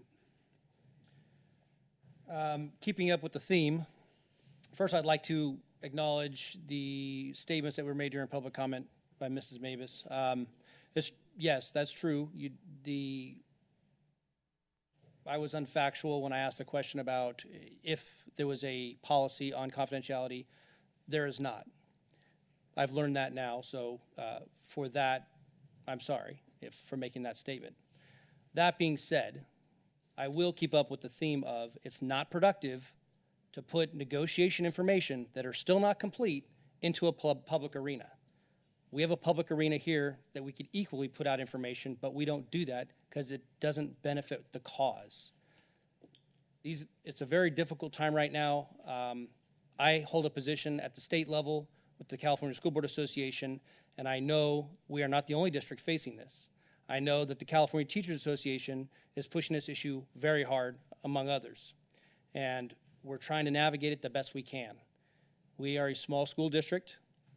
We don't get a lot of funding in the 3 categories that most of our neighboring districts get. So this board, this district has a financial obligation to keep us sound, and trust me, I will say that I don't think there's anybody sitting up at this dais right now that doesn't want to give the teachers everything that we possibly can. But we have to be fiscally responsible for this district. That's our job. There's oversight from the county, there's oversight from the state, and we're doing the best that we can. We have to acknowledge that those are hurdles that we'll have to pass with them as well. But we keep working. The union keeps working with the district. They keep meeting, and we'll eventually hammer this thing out. I've received a lot of emails from people in the community. I don't think it's wise for teachers to use parents as a sounding board about issues with the district. And I find it discouraging when I receive emails from parents saying that my son's teacher stopped me and told me this. It's not productive. This is a government organization. You are all represented, teachers are represented by a union. Use that union as your sounding board. Have your union meet with district representatives. And I tell you right now, as the point person for this board, if the superintendent's not doing what the superintendent's supposed to do, this board will deal with it. We just finished his evaluation. We're constantly reviewing what the board's desires are for direction, but we set policy first and foremost. That's our job, setting policy for the district. And the superintendent's office is responsible for operations. So I don't understand these comments that are saying that people are trying to keep teachers silent. I've seen so many avenues for teachers to pass information along. Principals and assistant principals, site union reps, site leadership teachers, site PLC members, district officials. And I've heard the superintendent say on many occasions that he has an open door policy. So I'm flustered as to what the communication problem is. My email is on the district website, mbalzerini, SJCOE. Everyone's email address is on there. I'll be more than happy to listen. I'm not going to be able to solve the issue. None of the board members are going to be able to solve the issue because that's not a board issue, it's an operational issue. But if the superintendent's not doing his job, we'll make sure that he does. So we need to know what the problem is because I'm truly not understanding. I had a meeting with the executive committee or the executive board for LTA, and I said, what's the problem? What are these morale issues? And I still have not received an answer. Sorry, I was a cop for 12 years. I deal with evidence. Show me the evidence. and let's solve the problem. That's it. Mr. President, if I may, I'd like to add my cell phone number to the record. Sure. I knew that Shane would be more prepared because he was ready for this and I wasn't. My cell phone number is 925-383-2294. And it's always on. Ask my wife. And I'd just like to say one more thing. To the email that I received today that said that teachers are worried to speak out because they'll be moved, and that's happened in the past. No personnel movement is done without the union's involvement. So any personnel that's been moved, the union knows about it, and the board knows about it. We don't take that lightly. We understand the disruption that it causes, and I assure you, every case of teachers being moved, especially midstream, is looked at by the board, and the union has an opportunity to speak on that. Am I correct? Correct.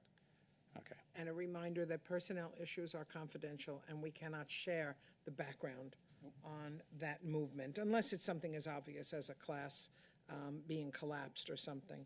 And I am not going to share my cell phone number because I work for a school district. I can't answer my cell phone during the day.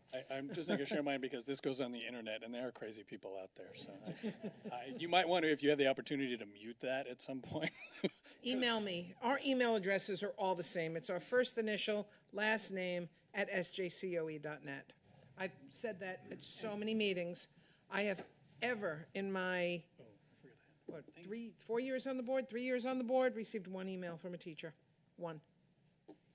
I will also add, I forgot, I will also be attending schools. I will be doing my school site visits later this year, and I will do them as I was always done them in the nearly 10 years that I've served on this board and the elementary board without district staff in tow, on my own, with some school site oversight and some without. I will visit every single campus before the end of this calendar year, and I encourage you to talk to me if you feel comfortable. And by the way, if the cell phone numbers don't make it to the recording, send me an email, and I will, if I deem that you're not crazy, I will email you back my phone number if you prefer speaking on the phone. Action items. Item A is consider approval of the updated 2015-16 intra-district transfer request. Staff report? None. I move we approve the 15-16 inter and intra-district transfer requests. Second. All in favor? Aye. Opposed? Motion carries. Item B, consider approval of adjournment from regular session to a public hearing regarding the sufficiency of instructional materials. So moved. Second. All in favor? Aye. Opposed? Can I get a staff report? So the Williams Act, for the community's sake, came about as legislation from 2000, where they started to do research on the adequacy of facilities and school materials in high poverty, high density areas, in particular inner cities. And what they realized is that there were an evolving over time have and have not systems within districts, where school facilities and materials were not adequate and equal across districts. So the students who were middle class or affluent were going to schools that were in great shape, in good repair, with a nice environment, and schools in high urban areas were falling apart. Then they looked into the materials that were given to the students, and they were noticing that the students in the middle class and affluent schools were getting materials that were adequate, that were new or weren't old, and they were noticing in the urban systems that they were getting either didn't have enough materials or they were not getting the same materials or secondhand materials, and that's inherently unequal. That's kind of Supreme Court language. So they passed this legislation and said that everything had to be equal, so that you had to look across the district and that you couldn't have a school of haves and have-nots, whether it's facility-based or whether it's curriculum-based. So the process that we're going through right now is to identify that we don't have and have-not facilities and have-not curriculum and the like. So what we have officially posted in here are all the textbook materials that the curriculum process has identified over the years, part of what we celebrated a couple weeks ago with the 64,000 pieces of instructional materials that went out. And along with supplemental and ancillary materials. But also what we couldn't do as a district is when we replaced the switches at our school sites, which were all of them, and we added access points, and we increased from 1-to-1 912 to 1-to-1 712, and from 4-to-1 and 4-6 to 2-to-1 and 4-6, that we couldn't do that for some schools and not for others. A case in point would be Lammersville, which is a beautiful 150-year-old facility, wouldn't get the kind of adequate materials and adequate facilities because it was an old one, and they would just get whatever was left over. So what this does is acknowledge that what we did for what our facilities are meet the requirement, and what the curriculum made available is equal in terms of availability to students, and they're not haves and have-nots.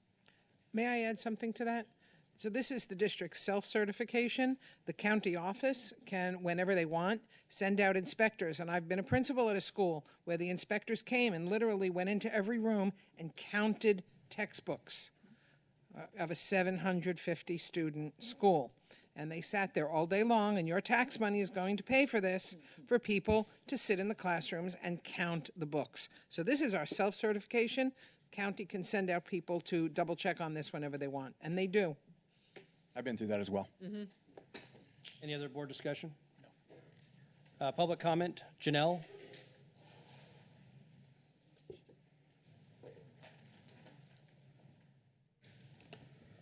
Good evening. My name is Janelle DeLamont. I teach 3rd grade at Cuesta Elementary School, and there are 3 new classes at Cuesta that do not have all their textbooks. There's a 2nd grade class taught by Heather Cayley, a 3rd grade class taught by Natalie Gray, and my class, the other 3rd grade class. We do not have our language arts Houghton Mifflin textbooks, and we've been waiting for them, and it's been challenging because our RCD units are based on the stories in the textbooks, and so we've been scrambling to come up with something. In addition to that, Natalie Gray in 3rd grade does not have her social studies textbooks, and so I just wanted to make you aware of that this evening. Thank you. Thank you. Thank you. So if I can add, and she's absolutely right. We have 5 classrooms in the district who were not Janelle's class, but it's kind of the effect of the rapid growth at the end of the summer, where we anticipated a number of students, and we ended up with a larger number of students. That there are 5 classrooms, at least as I know, that we have ordered the materials, and I believe that everybody's been communicated with when they're coming in, and I believe they're coming in the next few days. So if I'm wrong, you can come. I'll come and see you tomorrow. What's that? October 5th. Okay. So I'll come and see you tomorrow, and we'll talk about that. There is that's one of she has every right to be frustrated. I don't know what else to say. And we can't change the shipping timer. I mean, no, and I do know that our purchasing clerk has also been searching through Amazon to scramble whatever she can collect off there as well. So I know that the ones that had a later ship date, she was able to get as many as she could through Amazon. Of course, it's various companies, and she tried to nab them as quick as she could to get them here sooner. May I ask, what is the typical shipping time for those textbooks?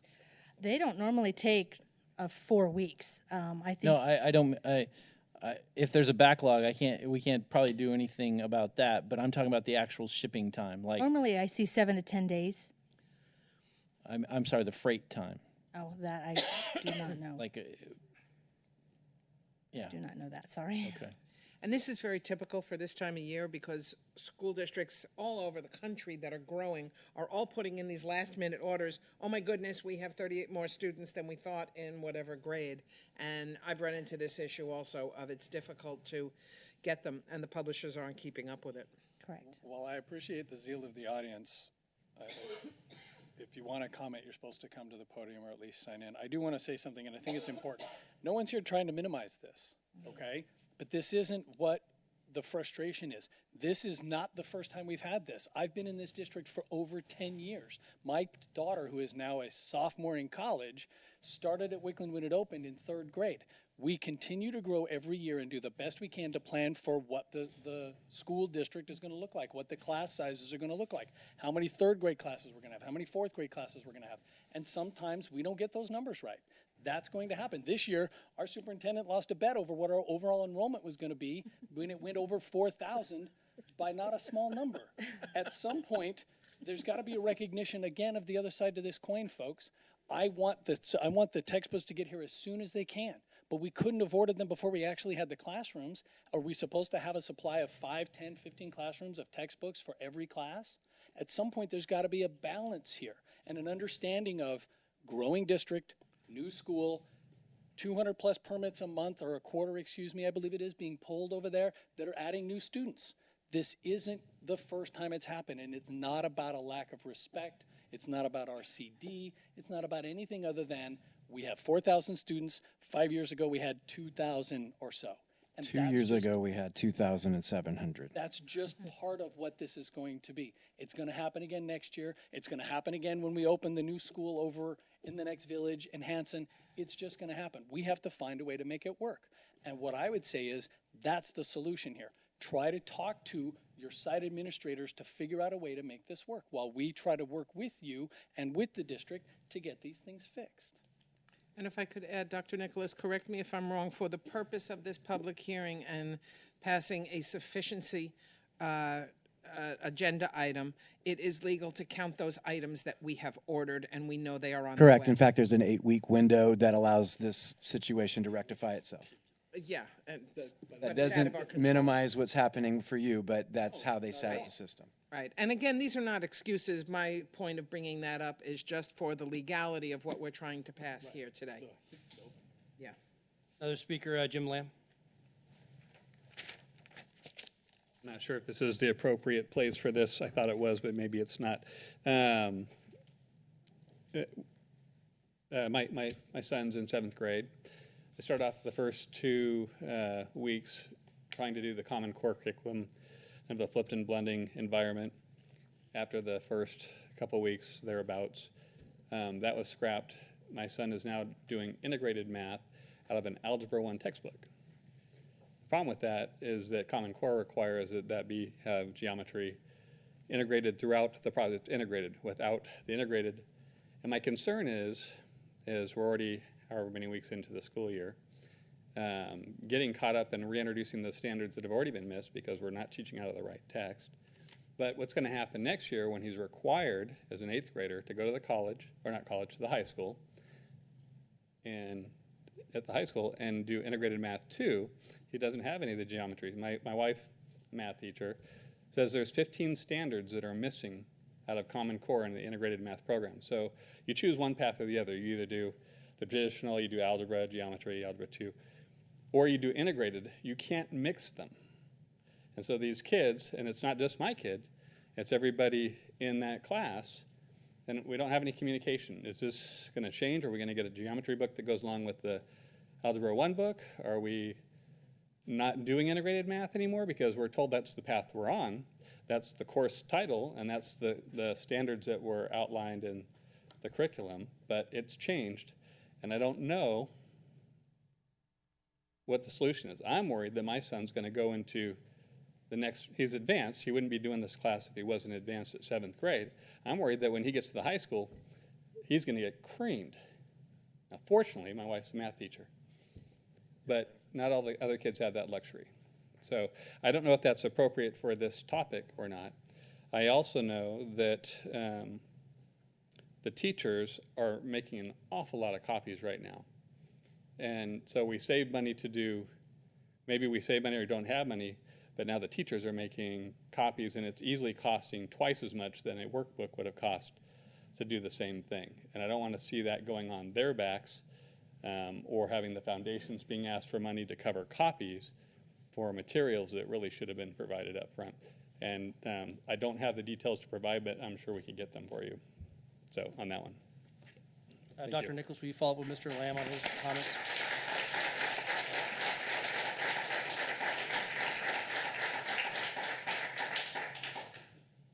Item C, consider approval, to close public hearing and return to regular session. I move we close public hearing. I'll second. All in favor? Aye. Opposed, motion carries. Item D, consider governing board resolution 151602 regarding the sufficiency of textbooks or instructional materials. Staff report? None. Any board discussion? So moved. Second. All in favor? Aye. Opposed? Motion carries. Item E, Roll call. I'm sorry, roll call. Thank Matthew you. Balzerini. Aye. Sharon Lampel. Aye. Shane Nielsen. Aye. David Pombo. Aye. Colin Clements. Aye. Item E, consider approval of governing board resolution 151603 approving the annual appropriations limits, the GAN. Staff report? Yeah, so the GAN limit, I'm going to read this because I'm not a tax expert, but the GAN limit is required calculation that includes local property taxes and state aid that count towards the LCFF funding entitlement and anything overflowing that counts towards the state's GAN limit, and that's part of the California Constitution. I move we approve governing board resolution 151603. Second. Any further discussion? All in favor? Aye. Opposed? One absent. Roll call. Matthew Balzerini. Aye. David Pombo. Aye. Colin Clements. Aye. Sharon Lampel. Absent. Shane Nielsen. Aye.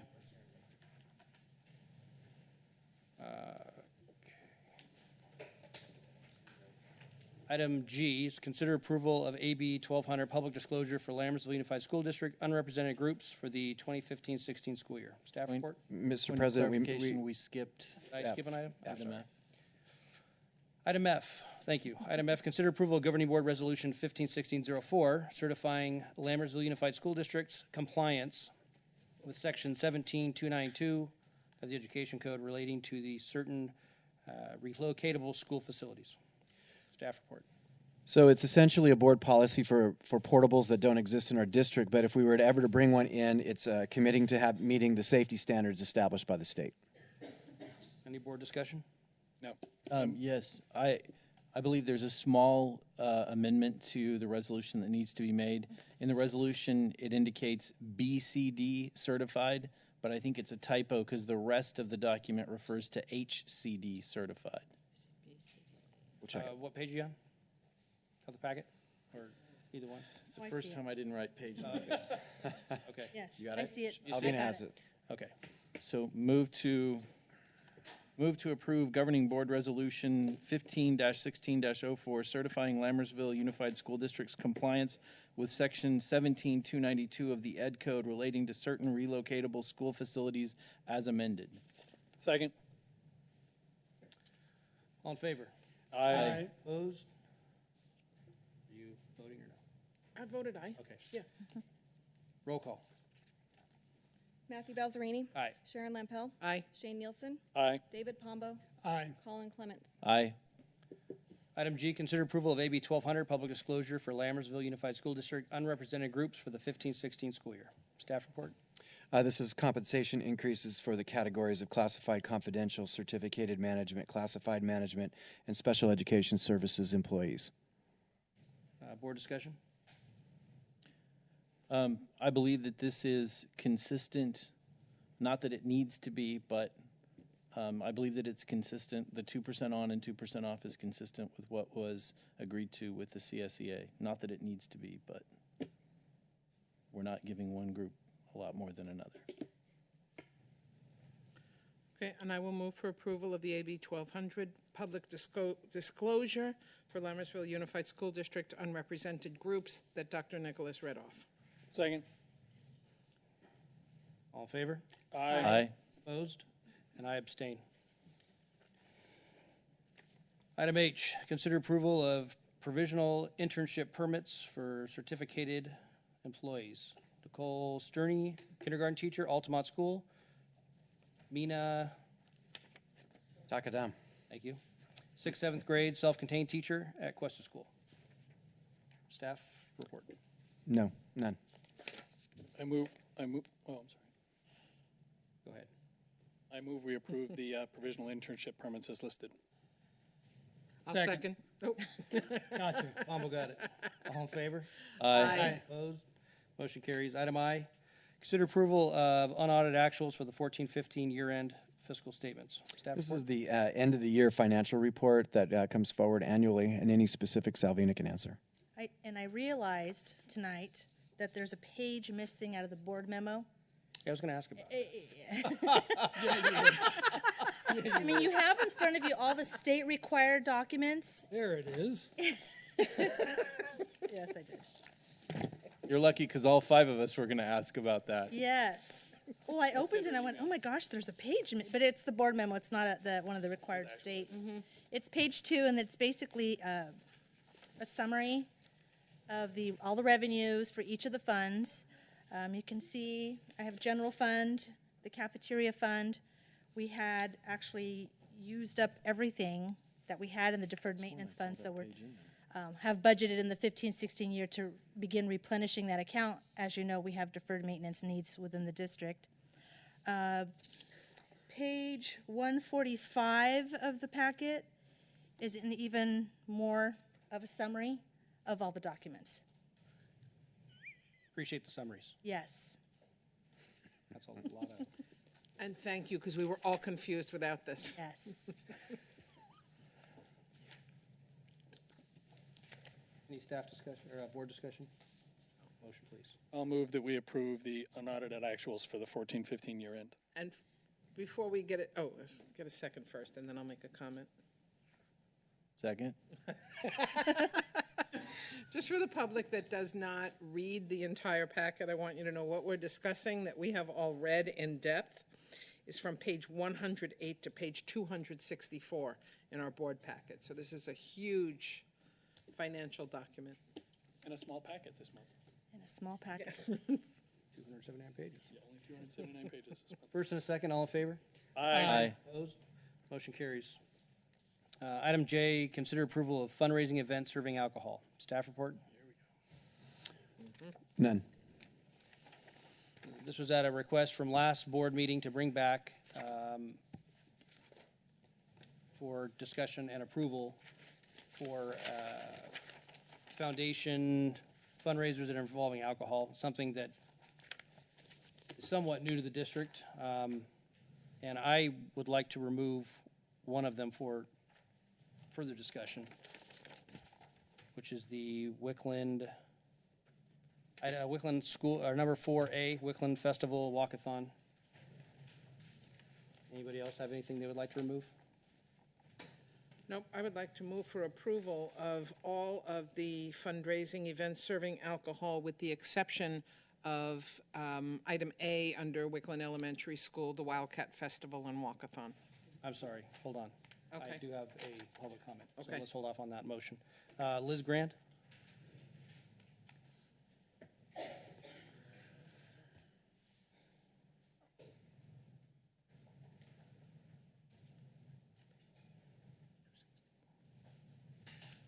Hi. My name's Liz Grandy. I'm the president of the Athletic Booster Club at the high school.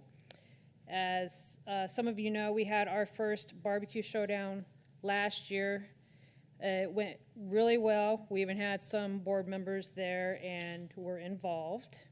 We had Vino 100 there in an area that we roped off for them. They were really impressed with our setup for them. And with the alcohol being there, we had no issues whatsoever. Kids were there. It was a nice family day in the park.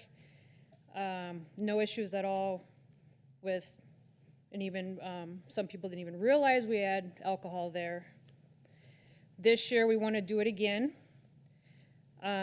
We did have some changes that we want to make to it, but none of it was to the alcohol part. That went perfectly fine. We hope for another fun-filled family event at the park with this. Our next big event that we would like to do is the crab feed. We wanted to do it last year, but we started a little too late, just couldn't get it going. We hope for this year it'll be a success and we'll raise lots of money from it. We hope for it to be an event that we hold year after year, that people look forward to going, just like with the Lammersville auction. I take my boys to the crab feeds. Past 2 years, I took them to the Kimball one, the Tracy Fireman one. Kids are allowed. There is alcohol there. Kids do serve there.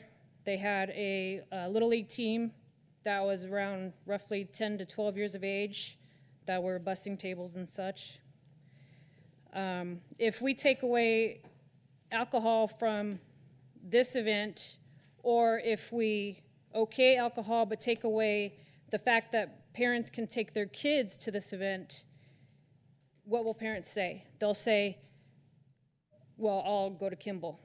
I can have alcohol there, I can take my kids, or I'll go to the Tracy Fireman one. So that's less money coming to us on ticket sales and more money going elsewhere where we need to raise money for our high school. We would also like to have the high school kids help set up, serve, and clean up. This not only would give them opportunity to get community service hours, but it's also more volunteers for us.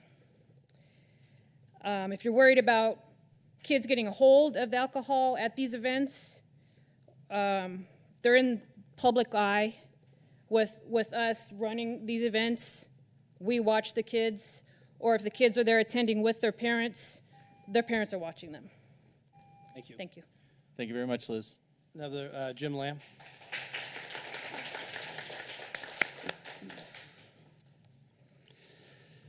Hi, Board. I just want to let you know, you guys pulled out Wickland, you singled them out, which is incredible to me that's been done.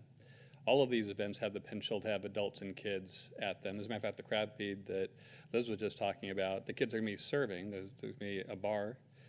The kids are going to be serving the food. The drinks are going to be there in front of these high school age students. You didn't ask for any details about that event, the logistics of it, how it was going to be cordoned off or controlled. You just authorized it with no details. Hold on. My understanding, I was at the meeting for that, so as I haven't heard about it. Maybe I'm wrong, but I haven't heard that has been clearly defined and explained about what that level of detail would be. I'm concerned because this looks like just a pass-fail. So I'm hoping fail means let's sit down with the organization and try to come up with a solution that's mutually agreeable, because I know that these guys have put in, my wife's on that committee. She's left my house for 4 hours a night, 3 nights a week for the last 3 weeks. I know that this committee has put hundreds of hours of time and energy into this. They've made reservations and made commitments already. So it's not light that you guys would just cancel the event. And I'm hoping that if worst case, you say no alcohol, but the event can go forward. Best case, let's get together and figure out a way to address your specific concerns. That would be easier if this was agendized in such a way that there was a presentation and a discussion between the organizer and the board. But I understand that that didn't happen. That's it. Thank you. Thank you, Jim. Thank you. So for the board, we can do this a couple different ways. I would like to talk about the Wickland School Foundation event just because that's the one that I have issues with. I would like the board, when they do the application process to the board, to know if there's alcohol involved, but based on the lengthy discussion we had at our last meeting, I'm okay with most of these. I mean, yeah, it's commonplace, especially for the high school stuff. I get it. It's big money maker, older kids, but the issue that I have is specifically because we're talking about a K-8 school with the other ones. So is there any other discussion on any of these other events besides the Wickland School Foundation? Okay, you want to go ahead then? Yeah. Or for approval, I'm sorry, let's approve the other ones first. Get that out of the way and we'll talk about Wickland. Okay, so I'll restate my motion to approve, of course I closed my agenda item.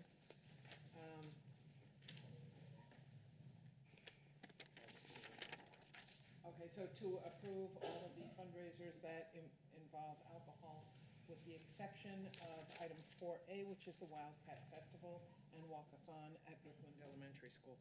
Point From the Wickland School Foundation, not at the school. I correct that. Point of clarification. So we're going to be voting twice, once on everything else, and then we'll discuss, and once on that. Correct. Okay. Second. All in favor? Aye. Opposed? Motion carries.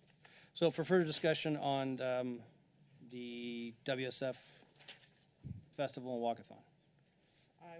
Do you want to start? Yeah. Do you want to take public comment before ours or after? Well, I took all the public comments on Okay. there. But because All right. of the way we're doing this, let's have discussion and we can bring them Okay. back up if they so choose. Okay. The reason why I was so quick to make a motion to approve the other fundraisers and exclude the Wildcat Festival and Walkathon, which I stated at the last meeting, and I have not changed my point of view on this. The Wildcat Festival and Walkathon, in my point of view, is a student-centered event. Nothing else on the list of fundraisers that has been brought before us, and I have studied this list at length. They're not student-centered events. I do not have an objection to students being exposed to alcohol. I like my glass of wine. I do not object to alcohol. But in my point of view, this one activity is a student-centered event about kid activities. Nothing else on the list. You know, they're restaurants, a lot of the fundraisers. They serve alcohol, and that's okay. I've been to the Lammersville fundraiser, the Lammersville Foundation, and bought a couple of bottles of wine for my table. It was not a student-centered event, and that's my one and only issue with the Wildcat Festival. It's not the festival. It's that it's a student-centered event, and I don't believe that alcohol should be at a student-centered event. And I'm done. And my comments are about the same. I've looked at everything, I've reviewed everything, and that's kind of my holdup, is because we're talking about a K-8 school that's going to be centered around activities for K-8 students. I think for me, it comes down to a moral issue, and exposing these young impressionable kids to this, I don't think that we want our name associated with that. I understand, I mean, the liability stuff, I get it. We heard from a lawyer, it's there, it's gonna be there, we can't avoid it, I get it. I've gotten past that. I'm not worried about the kids getting into the area and getting alcohol. I understand there's checks and balances. For me, it comes down to the type of event and, again, morals. And I've done a lot of homework. I've talked to a lot of people about this event, and most people, when I say it, they kind of perk up going, yeah, that is weird for an elementary school to hold something like that. I think it sends a wrong message, and I don't think that our district name should be associated with it. I understand that it's a moneymaker, and I understand that the foundation, based upon this board, whether it passes or not, can really do whatever they want and not use the school's name, and I've taken that into consideration. But by not using the school's name and doing it anyway, I think that would speak volumes as well. But that's premature, we still have to vote, so I don't support that event that way with the alcohol. First of all, I want to speak to in support of or understanding why this event was called out, regardless of how the vote goes and regardless of my personal opinion about the vote. I've spoken with members of the community, and there was some division, that a crab feed versus, they drew a distinction between the two. So I understand why we pulled this one out. I'm not perceiving that as, singling, Wickland School Foundation out. However, I believe that there was a hasty generalization drawn. The crab feed being a high school event, parents bring their children, if that's high school, elementary school, whatever. So, I personally don't believe that, it's a high school event with high school students. It's like, well, no, it's a high school event with students of the district, and hopefully from outside the district. And my problem with drawing the distinction in terms of it's a student-centered event, it's like, okay, so we could have a crab feed with a carnival on the side. And it's not a student-centered event, it's just offering entertainment activities for elementary age kids. And so it's all in how you package it. And I personally believe that if you can flip the box this way and the same attendees are there and the same events are there, then, it's like, but it looks differently, then we shouldn't draw a distinction as a board. So I, as I stated last time, I'm kind of disappointed. I like the carnival the way it was, but I also know that if I insist on the carnival remaining the way it was, I've got to be willing to be a board member and make it happen the way that it was happening, and I'm not willing to do that. So I believe that we have to give the boards the ability to be inventive and try new things. And this is what Wickland School Foundation, is wanting to try. They've got controls in place. The number of students, both elementary school and high school, may not be any different than a crab feed. So I'm in favor of it. I want to say, from my perspective, just a couple of things. First, I think this decision is discouraging the school foundation from trying to create traditions at our schools that Lammersville has had for decades, if not longer. Which decision? I'm sorry. If we vote to hinder them to try to change and create new and different types of events, that we're discouraging them from trying to create those traditions. I'm also a little perplexed by the sudden flip of a switch that an 8th grader in front of someone drinking, not good, 9th grader, pretty much okay. At some point we have to recognize we don't have middle schools, and we can't have a middle school function. We have a K-8 school, and some portion of that has to recognize there's going to be differences. And Matt, you used an important word for me, morals. I do not believe that it is this body's job to decide the morals for this community. I believe that the community should be given the opportunity to decide for themselves whether this event is for them or not. That by their attendance or lack of attendance will tell this board at the Wickland School Foundation, we like this event or we don't. If it doesn't raise the funds they wanted it to raise, clearly a message is sent. If it raises the funds they wanted to raise, clearly a message is sent to us that the community wants it. And in the end, if a foundation is following every law, every regulation, and every rule that we've put in front of them, and we want to draw a moral distinction, I hesitate to think about what other decisions we want to make moral decisions on. And I think that's a slippery slope that a school board should not get involved in. May I respond? Well, I'll just tell you, the reason why I say that is because it's promoted as the Wildcat Festival and Walkathon. If you tell me that I'm going to a crab feed, I expect there to be wine. If you tell me that I'm going to a restaurant, I expect that I can buy a beer. I mean, the expectation is different on this, and that's my holdup, is we're telling families that you're coming out to this kid event, and then you get out there and they're like, what's this? I mean, I thought about it also this way is, so if I went there and saw a beer garden, I'd be like, cool, I'm going to the beer garden. But if I went there and the beer garden wasn't there, I'd be out watching my child participate in this walkathon. What do you think? I think we should be saying, yeah, go watch your kid in the walkathon. That's my feeling.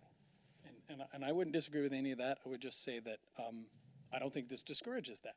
It's right in the center where you can see the walkathon. That's the whole purpose, is you're saying that it's at a kid-centered event and kids could walk by. It's off to the side where you can see the kids walking by. That was one of the objections last time, is the kids can walk by down the sidewalk and see adults drinking. I believe our job is not to set those kinds of restrictions, that the community should be able to speak with their voice on whether they approve these things or not. That the school foundation is made up of parents in our community that listen to the parents in our community about what each foundation wants to do and create, and we should allow them to do that with the understanding that their success or failure would dictate the next step. And I would hope we would encourage them to make those decisions. It's my belief that if enough parents don't come to this thing and enough students don't come to this thing, it won't happen again. But I also happen to believe that if parents do come and students do come, that it would prove their point that this is something our community wants and would support. And that's really what I think we should be looking at. Will our community support this or not? And we should allow them to prove that to us before we take that opportunity away. I do have more to say, but I'd like to hear from Mr. Pombo first. I'm torn on this issue because I feel like that some of the innocence, as it were, of our elementary functions will be lost if alcohol is introduced at the carnivals. As far as President Balzerini's assertion of what the parents will be doing there, I don't think we can really get into the minds of the parents, because I'm going to bet that there are some parents who wouldn't go if there weren't a beer garden, who will go because there's going to be a beer garden and spend the day with kids, and that's something that we can't try to divine. So, and that's all I really have to say. And I just think we should be encouraging an opportunity for them to find an event that's a kid and parent centric. I've been to the carnival. My daughter's disappointed it's changing. I'm not. I'm looking forward to something that's also going to be inviting for me. Whether I have a beer or not, I'm going to be able to hang out with adults and play games. I'm not going to have to stand there while my son throws a dart at the balloons hoping he gets a ticket for a lollipop. Yes, I'm going to do some of that too, but I don't need to stand there while he goes through the haunted house for 20 minutes or waits in the jumpy house line. Personally, he doesn't even care if I'm there or not. He just wants to run around and do every possible event he can. And I think we should. Yes, he does. He wants money for tickets, Dad. He cares. I forgot about that part. You're right. As long as he gets his $20, he's good to go. And that's really my point in this. We should allow them to try to create an event that's modeling itself after an event that's supposed to be parent and kid-centric. And I will stop at that. Okay, so I'm a little disheartened about the way some of the comments are being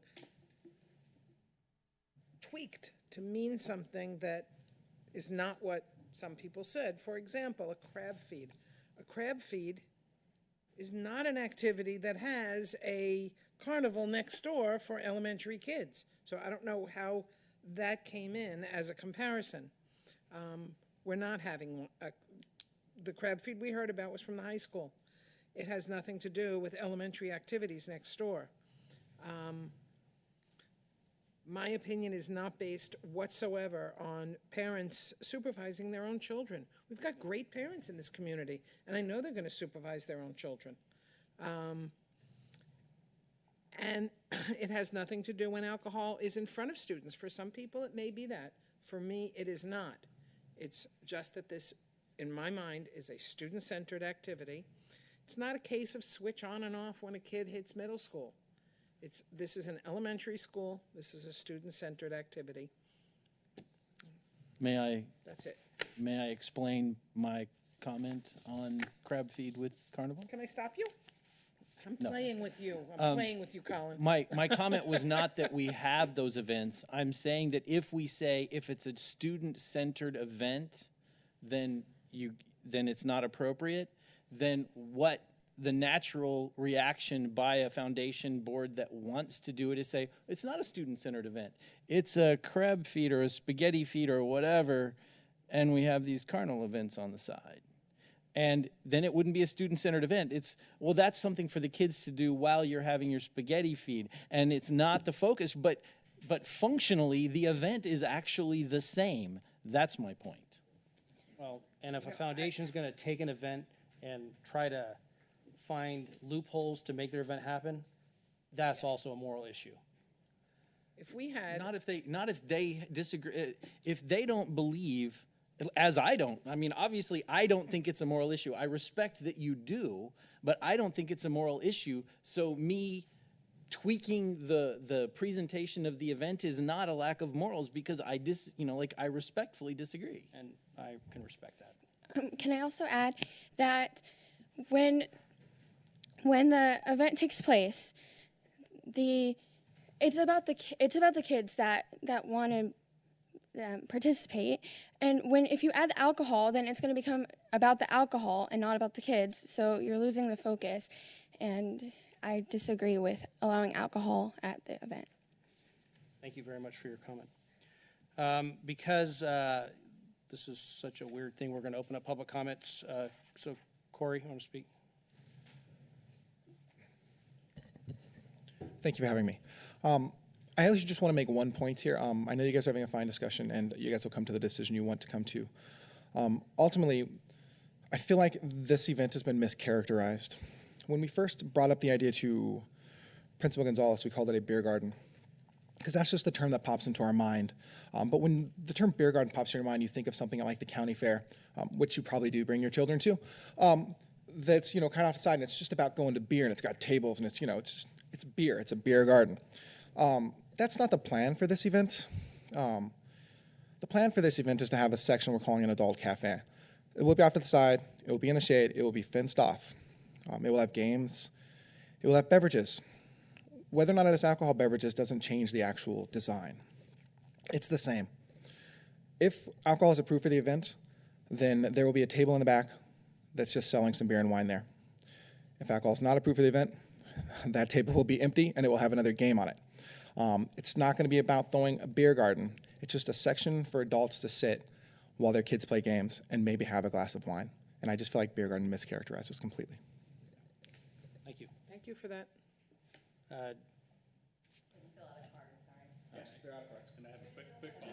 Come on up.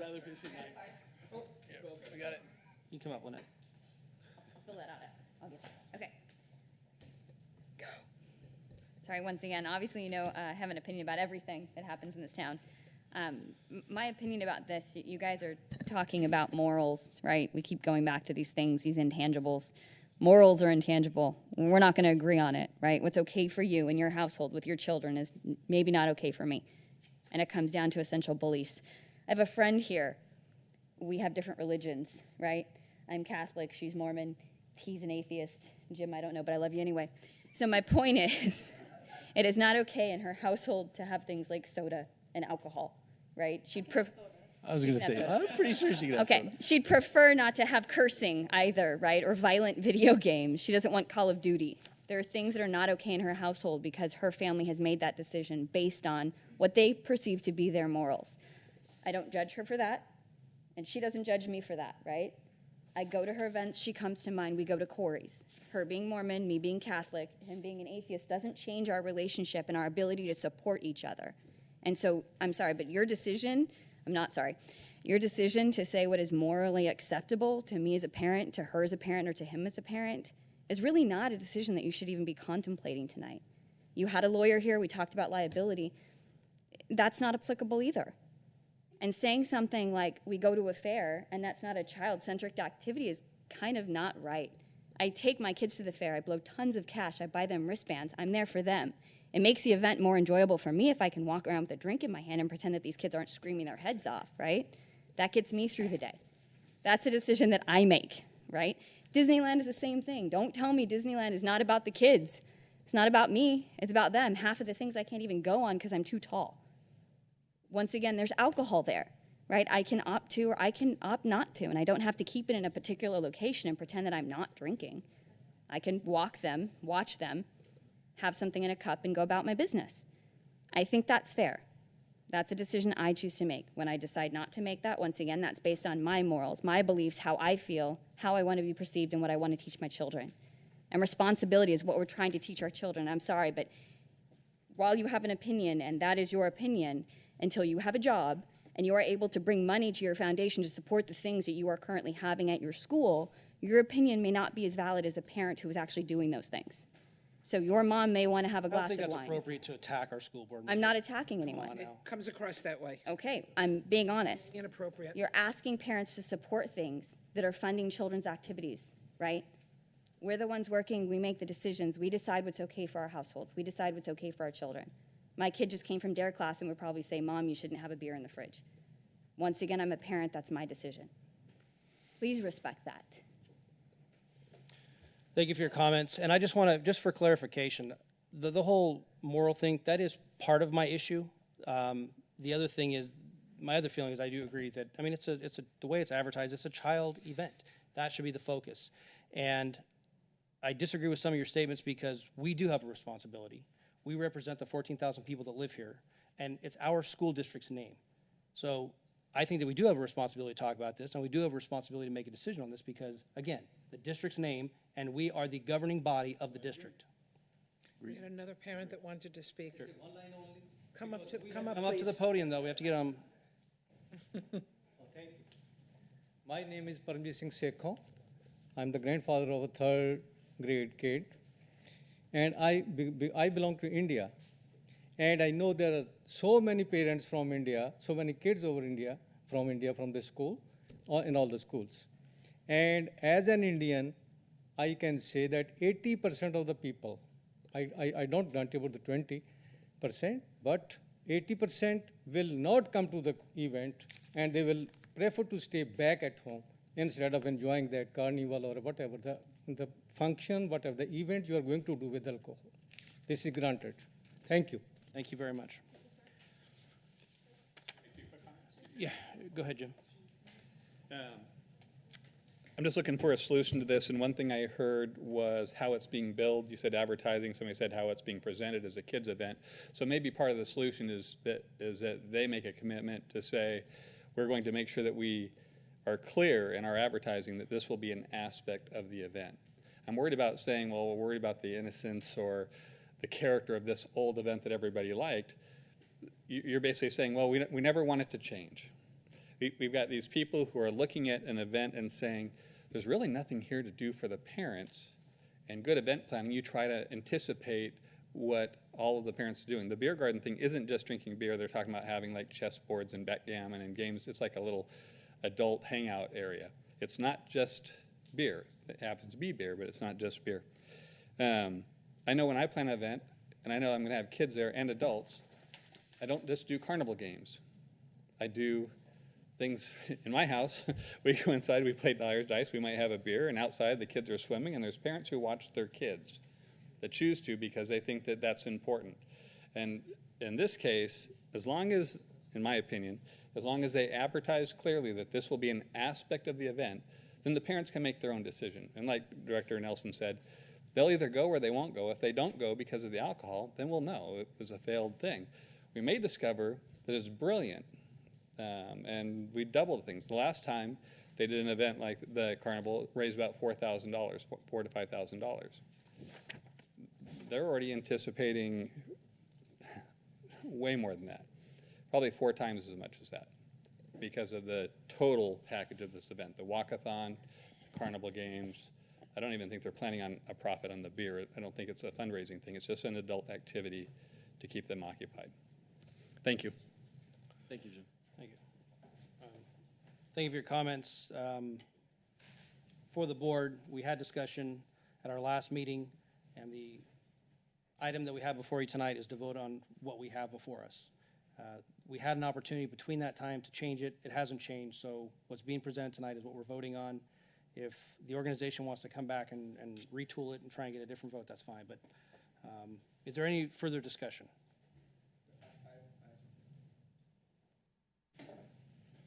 So are you saying that you're about to vote whether or not to approve or unapprove the event as a whole? Correct. Okay. So does it matter that it's already been approved?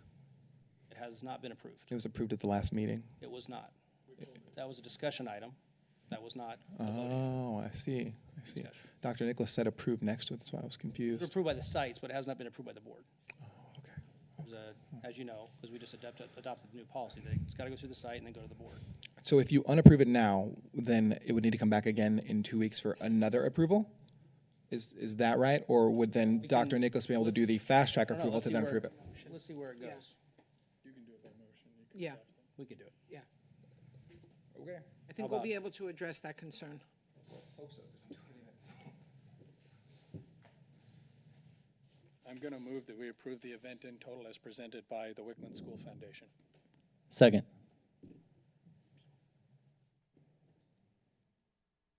All in favor? Aye. Opposed? Nay. Nay. That's fine. The event goes on. Passed. Item K, consider approval of overnight field trip for Wickland School Science Olympiad. Staff discussion. This is an opportunity for our state qualifying Science Olympiad to go farther than the county to spread our legend.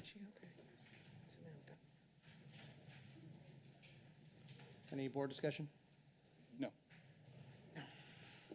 I move we approve the overnight field trip for Wickland School Science Olympiad, and I hope they kick their butts. That's the only way we'll approve it. That's right. Second. First and a second, all in favor? Aye. Opposed? Motion carries. Item L, consider approval of special education support services contract with outside agencies. So contracts that go above $25,000 are brought to the board for formal approval. These are the non-public schools and the non-public agencies that we work for special ed student services that we can't provide here, and this is the list we need to approve. Any board discussion? If I could, I noticed that we have 2 nurses serving 6, and I'd just like to understand a little bit more about about coverage, about the plan for coverage. So I'm going to have Director Corona come up here, but she can speak to this much more detail than I can. Good evening. Currently, we have 1 RN and 1 LVN, and yes, they are splitting between the 6 school sites. We have 4 school sites that require more time than the other school sites, because at these 4 school sites, we have students that need frequent checkup for the diabetes, and then at 1 school site, we do have a student that gets seizures. So that's how they're split. I have the RN overseeing the LVN. I do meet with them biweekly, so we allocate the time according to the student needs at each school site. That's how it's being divided at this time. Thank you. I appreciate that. Thank you. Thanks, Julie. If I could add something that might help members of the board who have never worked in schools, a lot of what the school nurses do is paperwork, making sure that the immunizations are up to date and stuff like that. It's not what we think of on a daily basis as nursing care. Not even close. I move we approve the school nurse services contract with outside agency. I think, yeah, we... Oh, I'm sorry. Am I the wrong one? All of the special education. Oh, I'm sorry. Sorry. one Then of them. I move we approve special education support services contracts with outside agencies. I'll second. All in favor? Aye. Opposed? Motion carries. Item M, consider approval of school nurse services contract with outside agency. Oops. Sorry. What did I do? I lost my place. I'm sorry. So then I'll move we approve this one, the school nurses services contract with outside agency. And I'll second. All in favor? Aye. Opposed? And I'll just add, just so people know, it's very difficult to find No doubt. credentialed school nurses, and then many school districts have to contract out. Well, most of the medical fields, occupational therapists, physical therapists, speech therapists, they don't want to work at school districts because we can't pay them what private agencies can pay them. I tried to convince a friend of mine who's a nurse once, come work for the school district. This will be great. She's like, you don't understand. So did I. I work part-time because I can. Yeah. So, I work 3.5 days a week Yeah. because I can. yeah.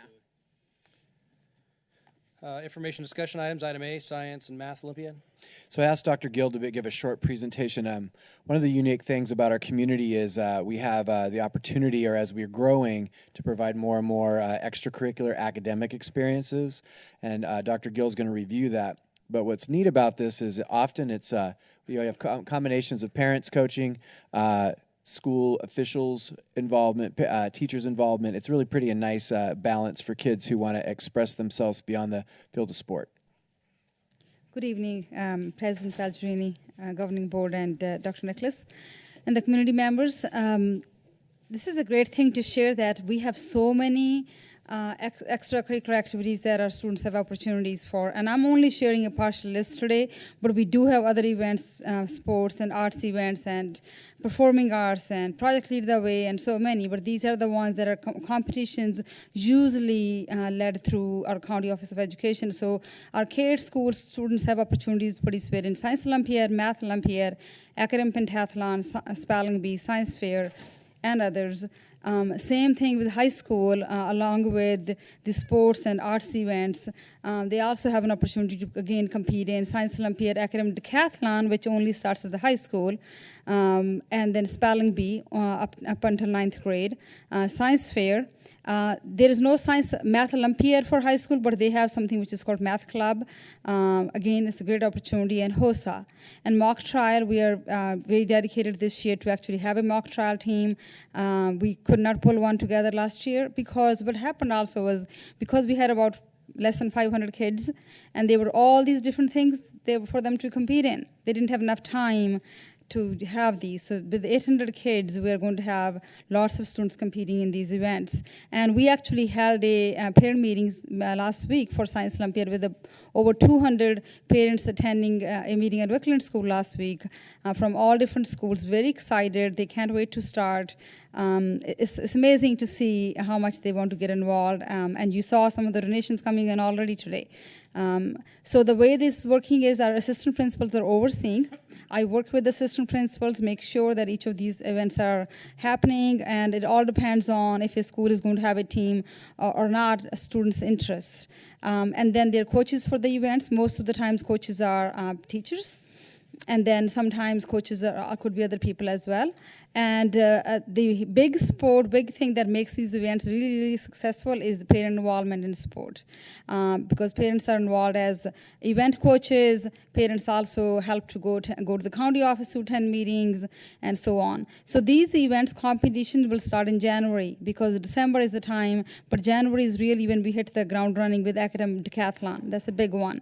And in fact, they do ask board members and other people, administrators, every single people to be proctors, to be interviewers, be on the interview panel for academic decathlon. So when that comes, we will be communicating that information with you, because you will have an opportunity to really see our kids in action at the high school, at that how well prepared these kids are, and what do they actually really compete with.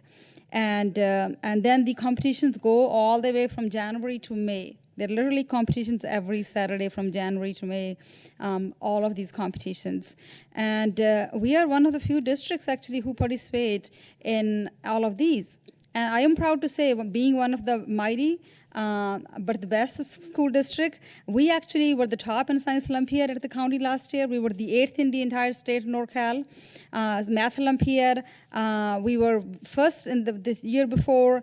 Last year, they made a lot more teams, then it was fifth place, and we have no doubt that this year we will even do better. So, and same thing in other events such as academic pentathlon, our students really rocked. They did really, really well. They were literally top in literally every single thing. So in fact, one of the things they even asked me, because they were teasing me, and I was one of the schools who have been 18 years the top, Elkhorn High School, and every time I went to their coach and their principal actually, because I was just in friendly competition with the principal, and I said, just watch, we're going to beat you one day. And last year he came to me, he said, what are you feeding these kids? So it was pretty amazing to hear that, because how well our kids did. So I just wanted to share that we are very proud of our parents and our kids, and especially our staff members, our assistant principals, and our teachers who are helping to support these students and work with them. And I'd like to add, since we have that picture up there, it was heartwarming when we did our awards ceremony last year. All the kids that come up, and they make those clink as loud as they can. Yes, definitely. It's awesome. I would too. It's all about the hardware. Yes. And the most amazing thing is, because we went from literally having nothing or hardly any events to all of these events within the last few years. So that's pretty amazing. So you have no Saturdays left for the rest of the year, right? That's, you know what, those are the most fun Saturdays. Yeah. And I'll still say Science Olympiad is more fun than football game. Just joking. I agree. Thank you for all your work and for everyone involved in making it's Thank a great you. program. And we really appreciate your support and Dr. Nicholas's support to make this happen. Thank you, Dr. Can I ask just one quick question? For the mock trial, when do you start? They're actually starting right now. And they're going to be starting fairly soon, but the actual competition doesn't really start until later. We have an academy, mock trial academy this Saturday at Venture Academy in Stockton. Yeah. When will be going through? That will be later on in the springtime. Yeah. Can you forward us a schedule? I'm Yes, interested. I'd love to see And that also, I might be in a position, depending on scheduling, to be able to support if you need not an attorney. Yeah. That will be awesome. He just plays one on TV. I'm going to say this. I'm going to try and pull this out every meeting. I'm not an attorney yet, but I did finish law school. I would love to be able to help if and where possible. So please contact me and let me know what you need, and I'll see what I can do. Yes, we actually, people have been wanting us to compete so badly because we had somebody who came from district attorney's office and spoke with me personally and say, can you guys have mock trials so I can support Lammersville district? We want to beat Amador. So, That's our goal right there. We want to beat Amador. yes, so thank you. Thank you, Dr. Gill. Thank you. Next item's calendar. Several things are listed. Special attention to Wednesday, October 7th, our next regular governing board meeting.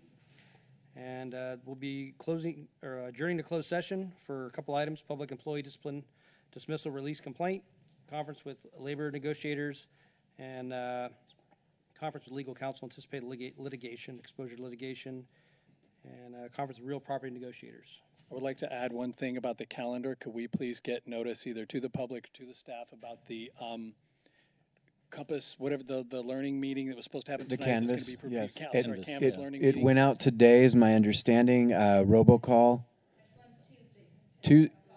Tuesday. Go ahead. Why don't you say it? The first meeting was today at 7 p.m. at the high school. Next one is on Tuesday, September 22nd at 7 p.m. at Altima School. Same exact meeting that will be happening on that day. And we can email the information to you as well. And may I just say that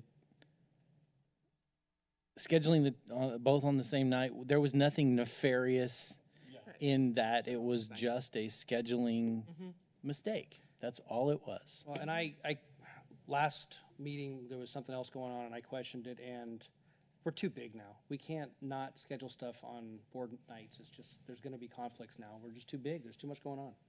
Yeah. So. With that, I move we adjourn to closed session. Second. all in favor? Aye. Opposed? We're now in closed session.